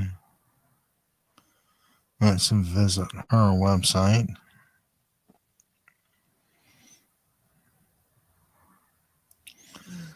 And this looks like Huntington Beach.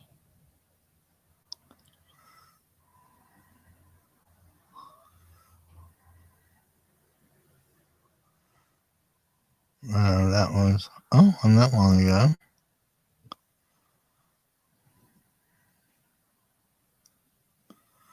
Huntington Beach is still a little surf Nazi-ish, if you know what I mean. So we can only hope. Well, that's a Captain Swalwell on Swindown. Anyway, we were curious who those kind words came from, and now we know. And while we're kind of perusing things, let's take a look and see how the old how about that? I got a thank you. We need more money, more money, more money. And you gotta donate when you can. So we always try. And I don't think either one of these is spam, so we're just gonna go with that. But that doesn't solve the weird problem we had earlier about not being able to sign into the web host on Safari browser, but able to do so on a Chrome browser. And the problem was Green Geeks is my web host, and I would log in. Of course, they'd use 2FA, and I would hit send code in Safari. But the code, I never got the code, whether it's through text or email. It just never came. So then I thought I would try launching it in Chrome because, you never know these days. It's, we're still in a really infantile state or infant stage with computers and computerization. While we've come light years, there's still stuff to do, and we are clearly behind the 8 ball with the rest of the world. And we weren't before. We were actually kind of respected. But now, what do you do? What do you do? So, anyway, that's 415. Who would that be from San Francisco? Unable to transcribe, so we're betting that's not not a regular voicemail. So we'll leave that alone for right now, and let's kind of see how the old stock market wound up today. I think we'll have a let's see here. Let's just go right to put a new tab here. I can look having a ready tab for Democracy Radio Network, and we'll add one here. And let's see what the how the markets finished today.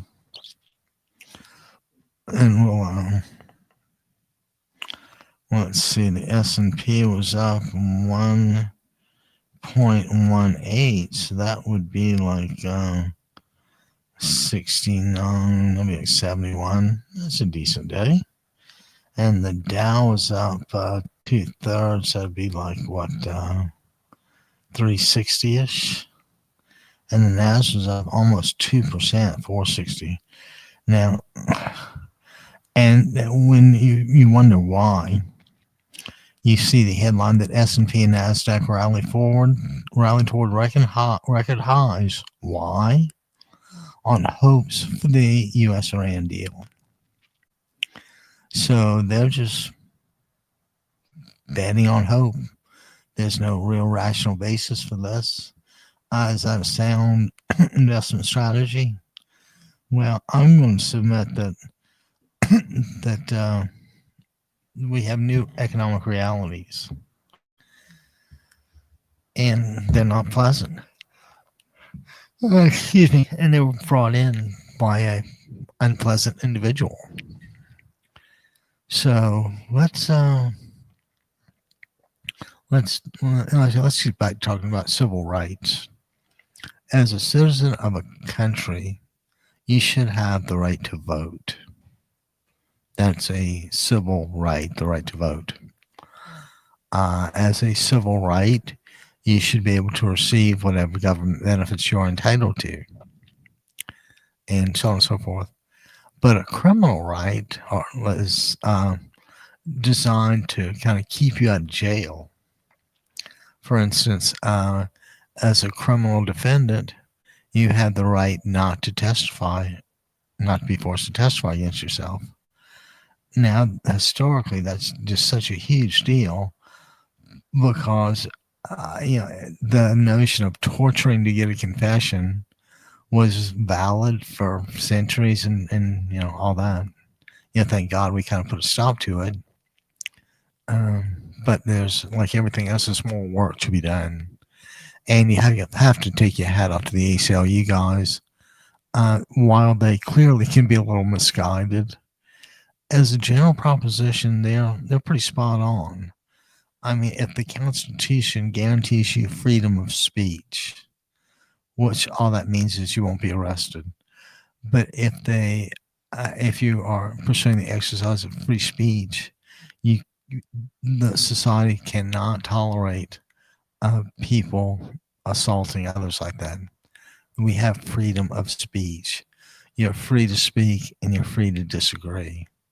What you're not free to do is beat the living daylights out of someone because you disagree with them.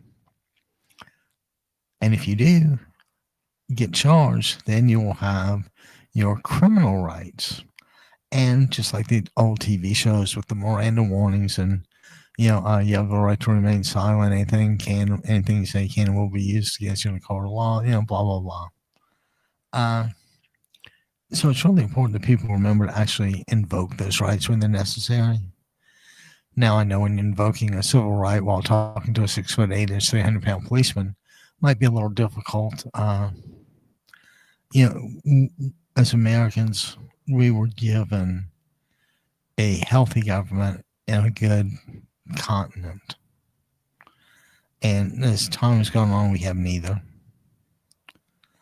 Every day, it just shocks me. But in addition to Trump's retribution tour against the entire United States,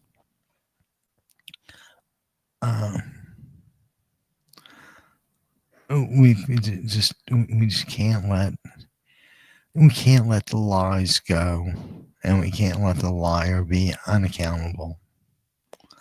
Like I said, my favorite demonstration of Trump trying to weasel out of things was Stormy Daniels. God bless her soul.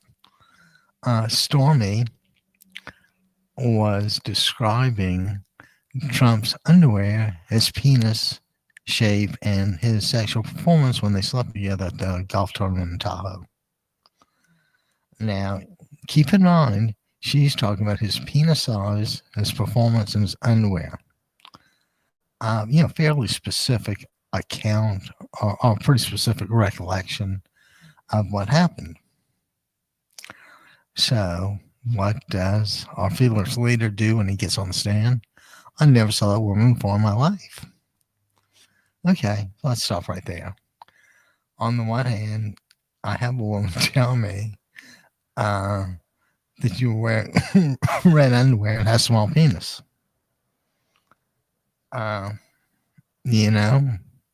If the shoe fits, wear it. Which kind of reminds me of an old joke about a foo-foo bird. Years ago, there was this thing called the foo-foo bird. And what the foo-foo bird would do, would just fly around and land, excuse me, and people and things would shit on him. And after the foo-foo bird shit on the person, of course, the person would wipe it off. And what happened? Next thing you know, they died. So you get this foo-foo splat. Foo-foo splat. And they, as soon as they wiped the poopy doo off, they died. They just died. But the foo-foo, the guy that kept the foo bird shit on him was golden, and he could see, or he lived because he did not wipe the poopy-doo off. And the moral of the story is when the foo shits, wear it. So just a little corny joke I thought I'd throw in there. But we are closing in on the final hour of the Democracy Radio Network broadcast and the Abby Kaufman Show. I'm your guest host, Abby Kaufman. And in case you are wondering whether I am related to Abby Hoffman, the hippie leader from the 60s, the answer is clearly no. I wouldn't be smart enough to do that. See, those 60s radicals, they were fairly smart. And, they got us out of Vietnam. The casualties, and if I'm not mistaken, it was William Westmoreland from Charleston or the Citadel or something like that. Just gave Johnson distorted figures to keep Johnson happy. Now, I kind of think that's more like lying. But, in D.C., things are strange. I haven't been to DC in ages, but I do kind of remember a little bit about uh, Georgetown and Clyde's and Winston's and Pall Mall and Third Edition and Blues Alley, and it was just Georgetown's always really cool. The caliber of student and the caliber of not only permanent but adjunct professors they get is unbelievable. I mean, they'll have undersecretaries of various cabinet departments come and teach for a semester. Can you imagine what you could learn from people like that? People that are on the inside that have seen. And make no mistake about it, DC is a power city. It is the seat of the federal government of the most powerful nation on planet Earth. Of course, it is the on planet Earth. We're the only one that has when the same person can be the stupidest person in the world, and yet be the president of the United States. And that's just, if anybody believes that we are respected in Europe or Asia, Africa, whatever, dream on, pal. Trump is painting a picture.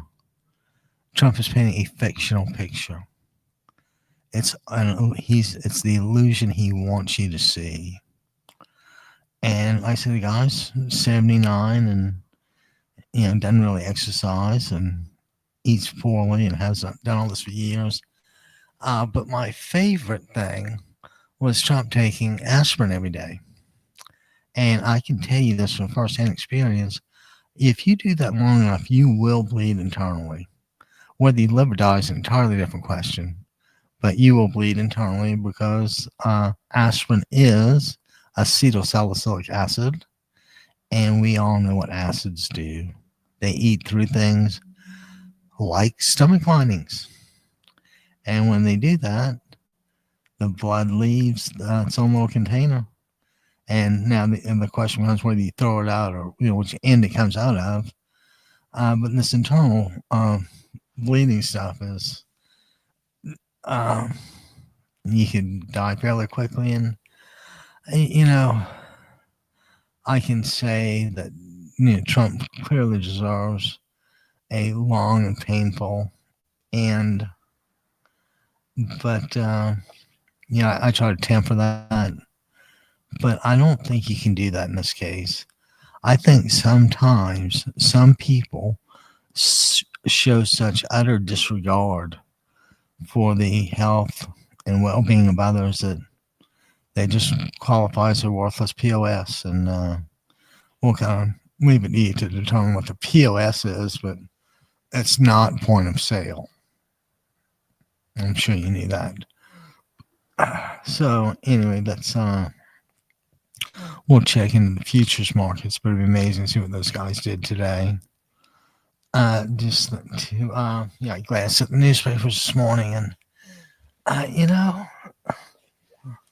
all you see is incompetence, or incompetence being reframed as competence. And about the whole Jesus picture thing, I had heard, now I don't know if this is true or not, I had heard that Fox News did not mention it, did not cover it. Now, why did they censor that? Well, let's posit a few theories and study it. And I said, we'll chat about this next. We'll chat about this on the next show tomorrow, Wednesday, April 15th, tax day. And we hope everybody's got their, if they haven't gotten their returns in, let's hope they're signed, sealed, and ready to be dropped off. I always like April 15th when the post offices postmark things up till like midnight or so, just to make that official government connection between filing your returns on April 15th and getting it out.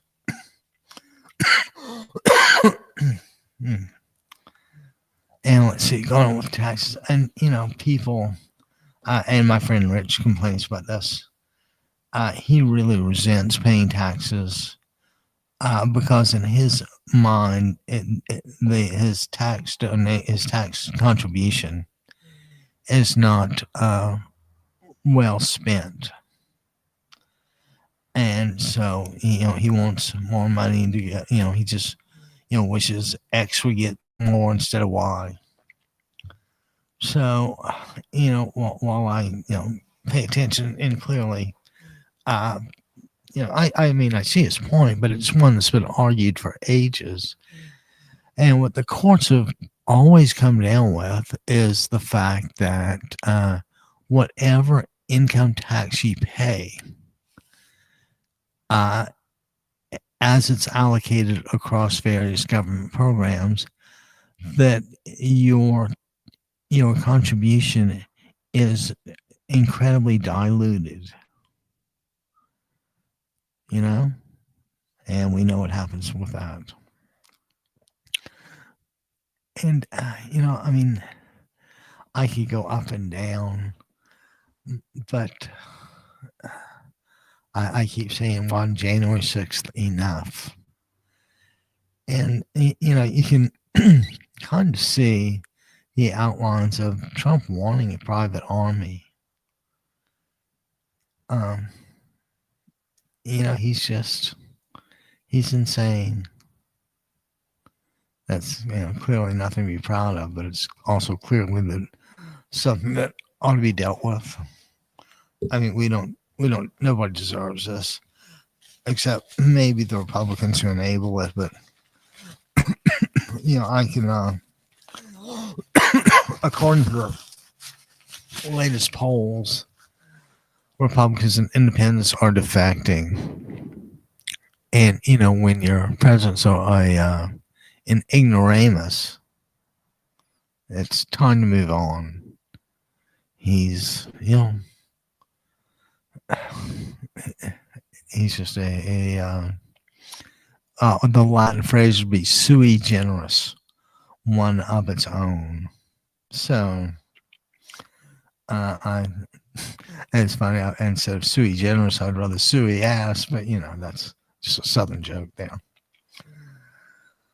So moving right along, like I said, tomorrow's April 15th, and let's get those federal returns and quarterlies in, because that is the lubricant that greases the wheels of government. And you can't really be shocked at that. I mean, when they whatever they do, whatever they say, is so hypocritical. I mean, can you imagine if Biden or Obama poses an AI sketch as the Pope, or Jesus Christ? Sorry about that. The Pope's a pretty big deal, but when you're talking to old Jesus, you kind of raise the stakes a bit. I'm not much of a believer in the stuff, but he supposedly is the Lord and Savior to a billion people. Now, I kind of doubt that whole immaculate conception thing. I mean, that's kind of like magic. So, and the whole notion about dying and being resurrected from the grave. Now, I don't know about you guys, but in the history of the universe, I really don't recall anybody being resurrected from the grave. And I think that's pretty much the same thing as saying it's an impossibility. Did Jesus walk on water? Well, if he did, he probably sank, unless it was shallow. Maybe that was the deal. Maybe he just walked on really shallow water, and that way he could look like he was walking on water, but he really wasn't. But if there's one thing Jesus would not be, or what you hope he would not be, is devious like that. You would have to expect JC to be a relatively honest guy. And John Prine tells a story about Jesus, the missing years. And apparently Prine was at a party in Nashville, and somebody comes up to him and says something like, did you know that Jesus disappeared from the time he was 18? Oh, unreal. We had asked for some help contacting Mo Kelly, and she did this, and I'm really grateful. So let's get a quick shout out to LaMonica and thank her. That was just a very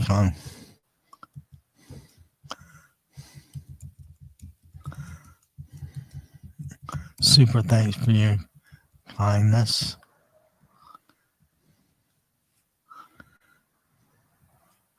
And we'll have a little take care and stay well.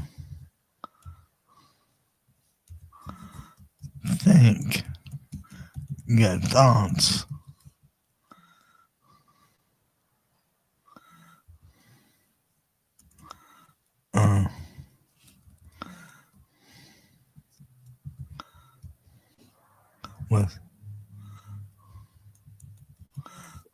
With sincere thanks, Norman. And we'll do the old Democracy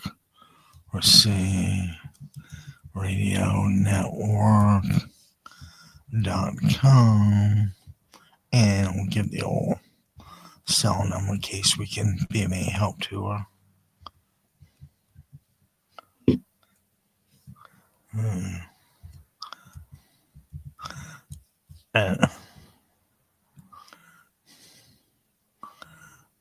Super thanks for your kindness.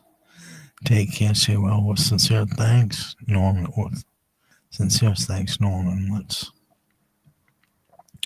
get that right back out because that was a very generous thing to do. And what we're talking about here is I had wanted to chat with a local radio guy, Morris O'Kelly, who goes by the stage name of Mo Kelly. And Mo was on the local KFI AM 640 there, an iHeart station, and they'll consider like the local LA kind of news thing. So, LA news kind of thing. Gosh, am I spacing out that badly? Probably. But anyway, so I had wanted to talk to Mo, but I had no idea how to do this, and I had listened to him enough on the radio to know that he enjoys a bit of privacy and does not appreciate unsolicited emails or texts or calls. He wants to know who's calling or who's texting, and I don't have any problem with that. I can see that's perfectly valid. So I prefer introductions made through people instead of just cold calls. And I had noticed that a journalist, LaMonica Peters, in Los Angeles, and she has Black LA Uncovered. And I noticed she had an interview with Mo, and I took time to listen and learned a little something. And the only thing I could tell her was to give my thoughts as to the interview and, what a decent guy I think Mo is. And if she would just consider forwarding my email to him, I'd appreciate it. I don't, I always end those things with a quote from Streetcar Named Desire, Truman. I think is that Truman Capote? Anyway, about when in New Orleans, because it said in New Orleans, one has to depend on the kindness of strangers. Now, think about this. A woman alone in a new town, by definition, everybody's a stranger. and you have to depend on these strangers for, you know, things. So let's, it paid off, and I think it's a really good approach. And God, I'm starving now. I wonder what's wrong with me. Probably old tummy alarm, pancreas problem, but we'll try to tough it out for another 30 minutes, an hour. We're coming up on 3 o'clock, which will take us into the last hour of the Abby Kaufman Show. And I am your host, Abby Kaufman. And I would love to have people call in 949-629-3820 and let us know, like, what's going on with you and what you're thinking. Are you paying? How much is your fill up now? Yeah, I've gone from $80 to well over 100, and you know, I can only imagine, the truck drivers that have to pay $8 for diesel. Can you imagine? Um, this was just, the plan that was drawn up by the generals of the Joint State Chiefs was the best they could come up with, obviously, but it clearly wasn't risk free. But when you have the personality of an alcoholic, you believe you can do anything and that your decisions are always right. And like I said, they're just not. And guys, I'm going to put the old be right back thing up. I want to go get a tummy pill. I'll be right back.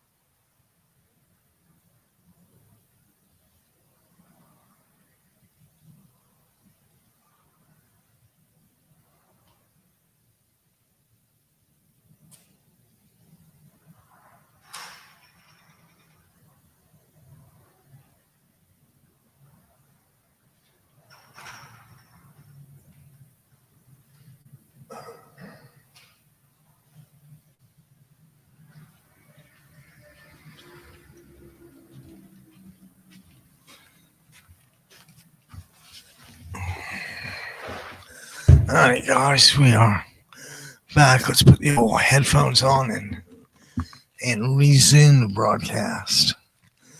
And I'm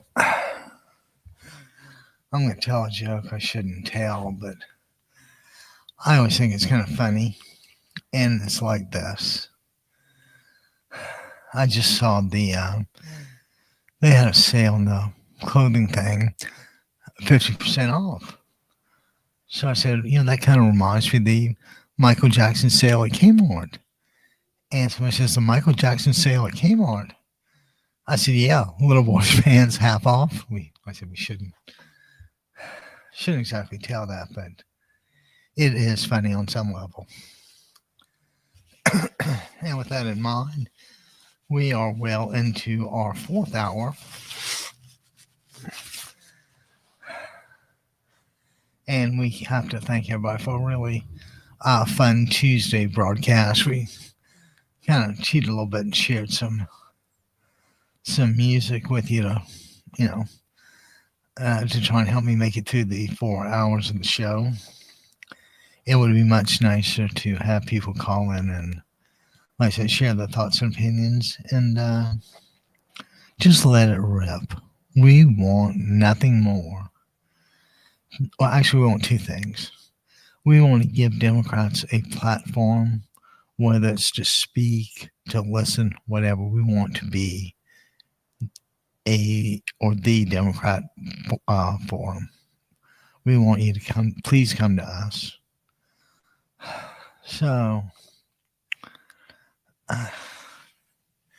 anyway, this is, and of course, tomorrow being April 15th, I'm sure the jokes will start coming hard and heavy, but, and we'll see if we can't come up with a few on our own.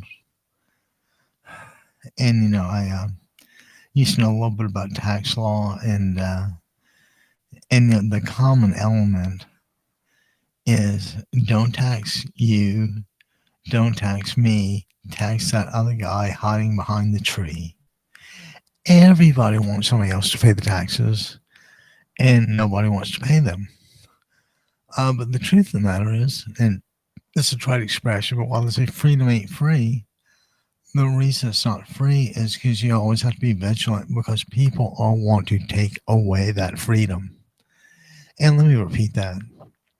There are people who want to take away freedoms and let's call them what they are, civil rights. This is bad. When the country was founded, it was founded on freedom of religion, nothing more, nothing less. When the Pilgrims hit Plymouth Rock, it was a new deal. What's a real shame and what I'd like to see the church address is the way we had a genocidal campaign against the Native Americans. Native Americans were thought of as less than dogs and uncivilized and all that. But again, that was an unfair comparison, but it was the only one they had. So they didn't, they just didn't, either they didn't know any better or they didn't care. But, in the Midwest, they were just hunted. And that's, you're in America. And even though there were no, established declarations that it was clearly wrong to do this, everybody knows that, thou shalt not kill is a pretty big deal in the Ten Commandments list. That's probably like number 1 and number 2, isn't it? And it's pretty black and white. Thou shalt. It's not you can't think about. It's not you can't fantasize. But you can't. You can't go around killing people, especially the state against its own citizens. And I'm going to kind of make a comparison and beg you to understand.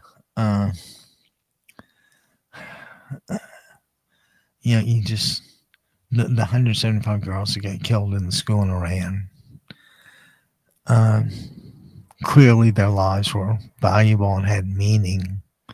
They were kids, okay? Kids. And we bombed them. We bombed them in school. Uh, trying to wipe, and you can make the argument that by wiping out, scores like that, you are committing genocide. And, genocide's a really, major concept when you talk about wiping people off the face of the earth. And, it was a little different before communication and before travel. People wouldn't know what was going on. But now people are informed, and everything is done in real time. So let's do something in real time and get out there and protest and make the signs and do all the stuff that really counts. Because the truth of the matter is, if we don't do it, nobody else will. And he's our problem. The Republicans created it, but he's now, not only is he our problem, he is the world's problem. There's on just strictly a human interaction level, it's really bad to criticize someone up and down and then say, oh, by the way, would you help me with this? It's just delusional. And I've told the story before, but I had yelled at a guy at the gym. I said, do you believe? I said, oh, you obviously believe that the 2020 election was rigged or stolen. And the guy says, yeah, don't you? And I'm like, you're a fucking delusional, pal. You had 60 times to kill me for evidence, and you didn't, and you still believe. And when you have irrational beliefs, you're delusional. And I don't know about you, but I don't talk to delusional people. I just had to tell them that, I can't believe a word you say. You have like zero credibility. The things you believe in are false. They didn't happen. They're wrong. You got brainwashed. But this kind of brainwashing works really well with older people. I've got an 85-year-old friend who is convinced Trump's a financial genius, despite 6 bankruptcies. And I asked him what makes him think that, and he couldn't come up with an answer, which is code for Fox News. When you shake your head at him, it's not enough. It really, I don't think that anybody can really argue that the guy is the height of sanity. So, with that in mind, is just we've got to move on. And not that this topic is exhausted, and it won't be exhausted for a while. But when you there's not a whole lot of really good ways to deal with weasels. The best way is just to have the pest move on. And if the Republicans would do some sort of pest control, they obviously know they're being led down the tubes for the midterms. And while we're dreaming, let's dream really big. And let's say that in my wildest dreams, I think the Democrats hold like 48 Senate seats now. And so by my reckoning, to get him impeached in the House isn't a big deal, but have him convicted in the Senate takes 2/3 majority, which means 67 senators have to agree. And I think the only way to get 67 senators to agree would be for the Democrats to hold 67 seats in the Senate. With that, he's convicted. And I think that might be enough to change some people's perceptions. Of course, we may be rewarded with another January 6th, but the guy's just a criminal. And criminals have to be dealt with. I realize as much as anyone that, humans aren't perfect, but criminality crosses a line. And I keep coming back to this, but societies are just like games. They need rules to exist. And a lot of those rules are criminal statutes. For instance, not supposed to rob or steal. Well, that becomes a little more glaring when you realize that the truth of the matter is that someone can steal more with a briefcase and a pen than they will ever steal with a gun. But the Republicans don't care about the guy with the briefcase. They care about the little guy with the gun and punishing the living daylights out of it. It's like white collar crime isn't really a crime to Trump because he considers it normal business practice. As offensive as that is, I'm not making it up to you. He believes sometimes words just fail me, which is why I'd like to invite people to call in and join us at 949-629-3820, because we genuinely want to hear what you have to say. This is clearly a difficult time in the U.S. and around the world. And the only reason the situation is so difficult is that the President of the United States will order actions not based on information or intelligence, which is, it's funny when you have a guy who avoids information and intelligence. You usually try to wash your hands of them as quickly as you can. You don't make him the most powerful man in the country with the nuclear codes. And, I would think that ordering a nuclear strike on a civilian target would not be carried out by our military. And, what a tough decision for those guys. People have learned that if they disobey Trump or go against what he thinks, that, he considers that a legitimate target. And it's just wrong for the President of the United States to be able to bring the full weight of the U.S. government down on an individual because Trump got his feelings hurt. It's like the New York Times, the Wall Street Journal. Trump sued the Wall Street Journal, I don't know, $1 billion more or less, maybe, I don't know, whatever it was. And his theory was defamation, that when the Journal published certain things, that Trump was defamed.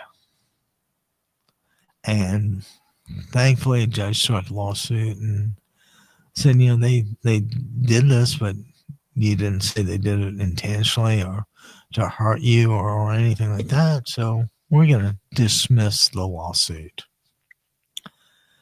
And, we need, more judges to do that. So let's hang on and hope for the best as we wind up this Tuesday, April 14th show at 3:20 p.m. And we've got a little while longer hanging with us. And, if we were going to surround with Zoiper, I wonder who, let's see, let's ask for a crank call suggestion.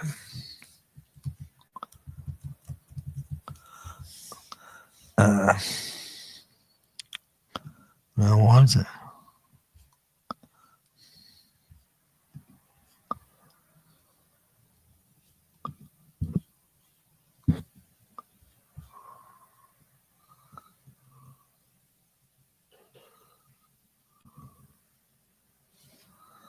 Uh,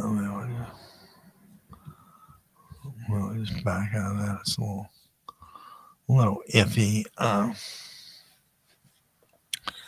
So let's see what else we got to talk about today. Well, we do hope everyone's enjoying a little sunshine and the cool breeze that we have going on in Newport right now. Ladies, I'm going to tell you, from our secret location, we are able to look out on Newport Harbor, and not and whenever I can look out on Newport Harbor, I can't help but wish I was on a boat with an adult beverage. And the reason that is sailing is an incredible sport. You get to sit down, drink a beer while you're doing it, and you're outside on a boat.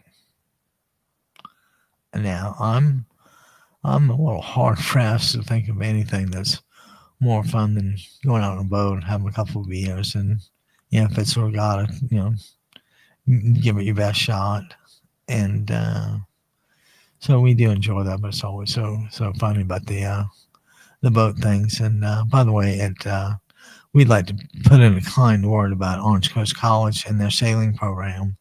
It's they are right. I think it's like 1800 Coast Highway, right between the Bay Club and the Archero Center, and of course, it's part of the Orange Coast College, and they offer sailing lessons on 14-foot Lido 14s, 20-foot Harbor 20s, little keelboat, and they do. Oh, and they also have another keelboat class called Shields, which is one of those old, kind of graceful looking boats. Not quite the Lord Nelson 40, but they're about 30 feet long, maybe a little more, 33, and extremely stable. I'm sure you'd be surprised to hear that Cornelia Shields, commissioned the design. No, who's that? Maybe Bob Revere commissioned it for use as the trainer for the Naval Academy. And those boats are, it's romantic sailing. You can tell it's an older, graceful looking boat. Uh, but that's kind of where the older, graceful boats um, lack the comparison, or fall short in the comparison to newer boats. Newer boats are easier to sail. They're faster. They literally have.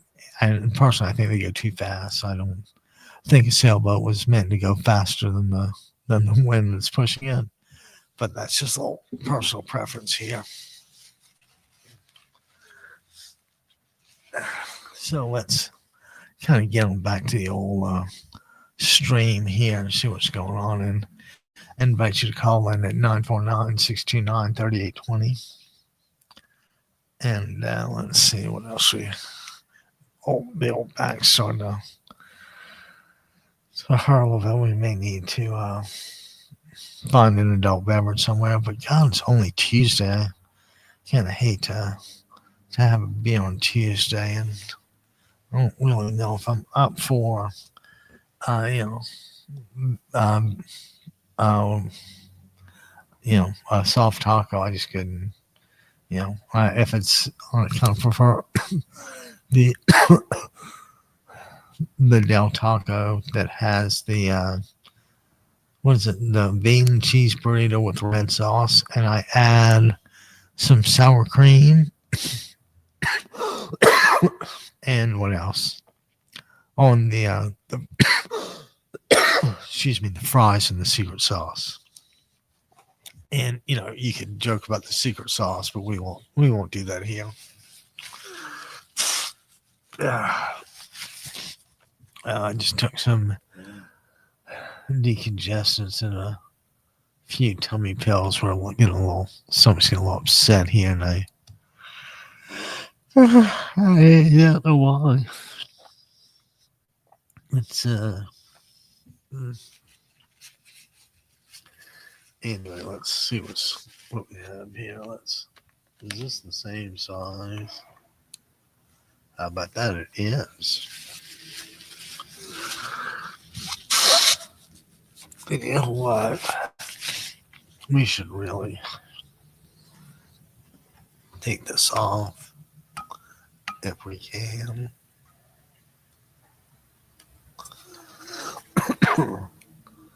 Because we like to put a new one on there.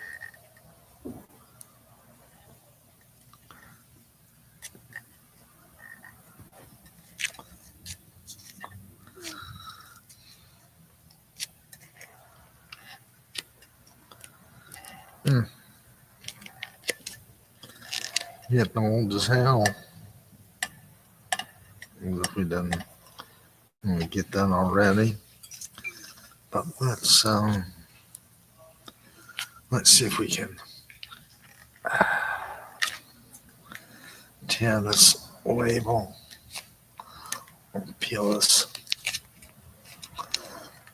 sticker off.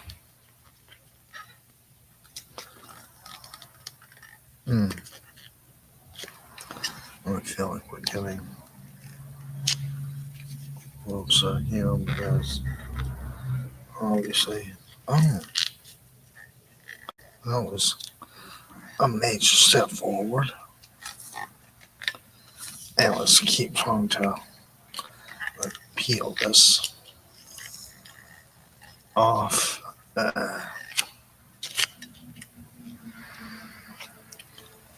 Oh, come on now. These things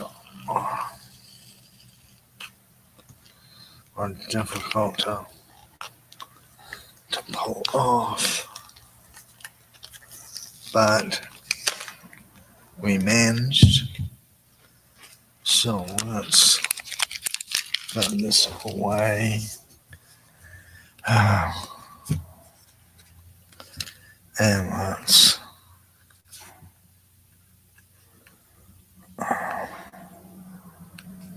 let's put this on because we are into a little shameless self-promotion. So while we're here, we're going to take a minute and see about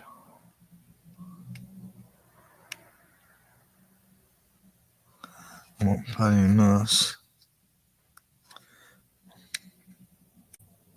There we go. Oh my.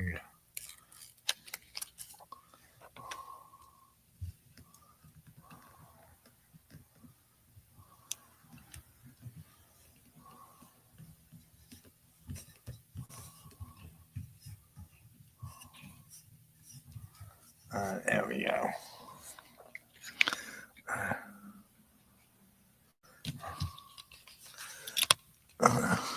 Okay, guys, we have just modified the mug so that we have the Democracy Radio Network stuff on both sides. So we will get you coming and going. And the truth of the matter is we need you to help make us a successful broadcast. We encourage everybody to call in with their thoughts, 949-629-3820. And we're coming up on the last 30 minutes, 3:30 p.m. Pacific time. And depending on how it goes, we may end this a few minutes early. I don't think any of our viewers will be terribly disappointed if we called it, a little bit of an early, call the show a little early. We'll try to hang out as long as we have something to say, which kind of reminds me that in the mornings I try to catch a little MSNBC now on my way to the gym and waiting for the gym to open. And what drives me absolutely crazy is that you will get the same McDonald's commercials ad infinitum. And it just, at this point, I can just about put my phone on mute when I first hear the McDonald's thing. And I'm getting pretty good at muting those guys. So let's see what else. let's see, how did market? Let's say market finished well, and how that keeps happening, I'll never know. And this, uh, I mean, he- Trump's just an unstable individual, and markets crave stability. Did you hear me? Markets crave stability. And when things are unstable, markets tend to go down. But with Trump, he's like so unstable, you just have no idea what is really going on. So you're left with people that make money by buying and selling stock, trying to figure out the new rules. And I think you can pretty much always bet on guys like Goldman Sachs to do well. But some other people are really taking the shorts. But the real people that are getting screwed by Trump's policies are ordinary American citizens. I mean, you've seen it with ICE, and those two people got killed in Wisconsin by our immigration forces at the direction of the Director of Homeland Security. And by the way, Christine Ohm was an was an interesting choice. Uh, her qualifications were bending over and spreading her cheeks for Donald Trump, and that's pretty minimal qualifications to be the director, of Homeland Security for a country with 340 million people. And like I say, just you can see what he's doing to the country and around the world. I encourage everybody to check out a few foreign newspapers or news sources where you can use YouTube for the BBC or France 24 or Deutsche World, DW.com, that's the Germans. And, if you even want, look at the Israeli newspapers. The liberal one is Haaretz, which means the land or the country. And the second one is the Jerusalem Post, and I'm sure you can guess where that's published. And that's a little more right wing because of the location and nature of Jerusalem as the place where three holy sites come together. You have the Wailing Wall, you have the Via Dolorosa, where Christ dragged the cross, and and I got to tell you, I keep thinking about Trump confusing the cross with the letter T, as like Jesus is schlepping a T. No, he's schlepping a cross on him. And why has he been made to schlep a cross? Because he really pissed off some Roman guys, probably some old Roman generals. So when people tell me that Jesus Christ died for my sins, I'm like, no, I think he died because he pissed some Roman general off. I didn't have anything to do with it. So let's always keep that in mind. We do leave our fingerprints on different things to different degrees, and let's make sure they're fingerprints we're proud of. Let's see here.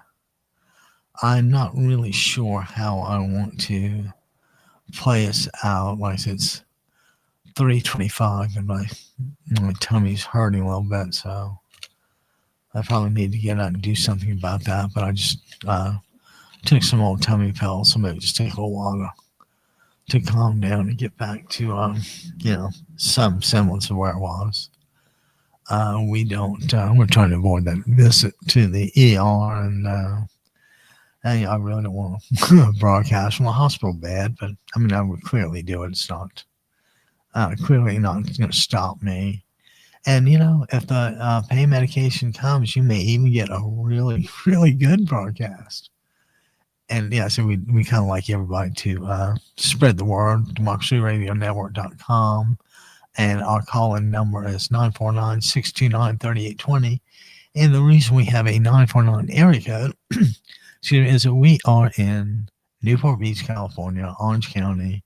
And if anybody remembers shows from was that MTV like DOC and all that stuff, that's uh that's us. Or at least coastal. Obviously, we don't get, the county's really big, but my little part of it's really small. And excuse me, while we uh, uh, excuse me while I sneeze like that. All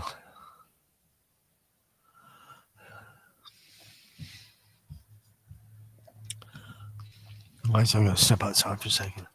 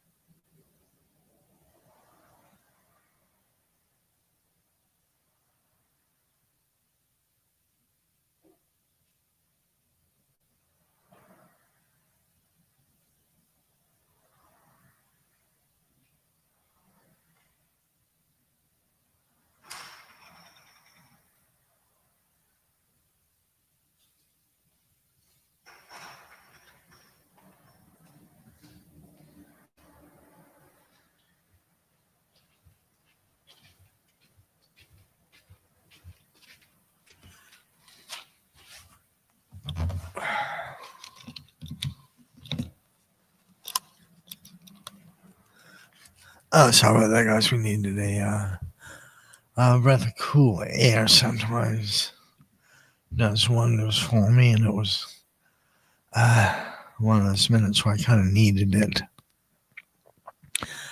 And let's see, we are closing in on 3:40, and I think we'll check out a few minutes early, just because.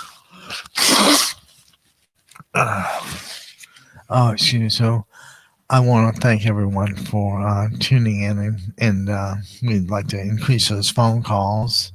We are about listener. We want to hear what you guys think and say. Uh, the you know, in some ways, you're the most powerful people on the earth because you determine the leader of the most powerful nation on earth, or at least what used to be the most powerful nation on earth. I think we've given up some of our gains, like such that we're really in the hole on uh, intellectual matters, and we just Trump just is bad, and he fooled enough people to win a national election. You know, I'm just shocked that people put up with us, and the Ronald Reagan question: Are you better off today than you were a year ago, year and a half ago, 2 years ago, under Joe Biden? And I think that just about everybody knows that we are not better off. We are in Iran, being beaten, by the way. And how we're being beaten? We're being beaten because Donald Trump's negotiators are stupid. They're not trained in this area. And this is kind of where you need guys from like Georgetown, for instance, that have studied the Middle East for years and kind of understand that the Persian Iranian civilization has, what, let's ask, how old is civilization in Iran, Persia? We know about those Persian empires and Persian cats and all that other stuff. So let's go ahead and log that in. Cars, that's a car. That's a car. And that's a car. So, okay, here we are. So it appears to me as though the Persian Iranian civilization has been around for 7,000 years, more or less. And let's kind of round down to 2000. Let's pretend that that AD or Common Era, whatever, is the year 2000. So you've got 5,000 years before Christ and 2,000 afterwards. That sounds a pretty long time. I mean, it's not as long as the Native Americans, but it's long enough to qualify as a civilization. So, they've been there for 7,000 years, and they're not going anywhere, and they ain't gonna change anything. And if you come into their schoolyard, it's not gonna be pleasant. And we have, our Middle East policy has been a disaster for ages, and it was just kind of America's nature to let it go like this. So let's commit ourselves to joining our local Democratic club and contributing a few dollars here and there. Every bit makes a difference. I say our sole purpose here is to be a platform for Democrats. We want Democrats elected up and down the ballot. I think the highest office in 2026 is the Senate. So, and this is a huge opportunity. And can you imagine if Trump gets a chance to appoint more Supreme Court justices? We're already screwed. He just wants to put the final nail in the coffin. And the reason he wants to put the final nail in the coffin is because he hates America. And how do you know he hates America? Because he hollows out the government. He eliminates contrary voices. He's just a weasel who thinks he's a dictator, or who thinks he's Jesus, or maybe some combination of form, Jesus being a dictator, if you can imagine that. And I always thought the word dictator was a little funny. I guess dictator is a little better than penis-tator, but what do I know? Dictator, penis-tator, it's yang yang, whatever it is. So, like I said, in these last few minutes of the broadcast, I'd like to remind everybody to please, take this seriously. We call in, have a good time, tell us a joke, let us know what irks you politically and what doesn't. And we will be your voice. We're here to get Democrats elected. That's what we want to do. I believe that's the most effective way to quickly change the situation. How much will be changed, God only knows. But we've got to do that. As it stands now, we've just been led by idiots and liars. And the worst is the head of the deal doesn't listen or take advice. And I think when somebody's planning an invasion of another country, I think you should pay particular attention to the downsides, to the risks. And you can rest assured that the Joint Chiefs of Staff laid out the possible consequences from attacking Iran, including Iran's attacking the neighbors. And for a president to claim, who knew is just absurd. But it's not unlike that other time when Trump just ignores intelligence reports and does what his gut tells him. And if that's not the height of ignorance and being uninformed, I don't know what is. He's sending thousands of people into a war zone because his gut tells him it's okay. And, it's kind of like when people say, well, God told me to do this. Well, I don't, that's probably not what happened. I doubt he sent you a little note or anything. So, we just, and when, not if, but when the Democrats take over the House and the Senate, I will personally drop to my knees and in my best voice possible, I will say, thank you, Jesus, because the problem would have been exorcised. He's just a menace, and he's getting older, and Leslie was sure that I think it's called cerebroarteriosclerosis, which is the hardening of brain arteries. And it's not like so much he's healthy and takes care of himself. We're talking about a guy who binges on McDonald's, cheeseburgers, fries, and just to make sure he doesn't gain weight, a Diet Coke. But I got to tell you, one of my favorite top physical things was when he claims he's like 6'2" and 230, and he's like 6'7" and pushing 300. So he's just an overweight slob, and he's not American. Not really sure what he is. Well, actually, I am pretty sure what he is. It's kind of like the old worthless POS expression. But the question is still, can we get rid of him? We have the readiness, we have the willingness, and we have the ability to vote him out.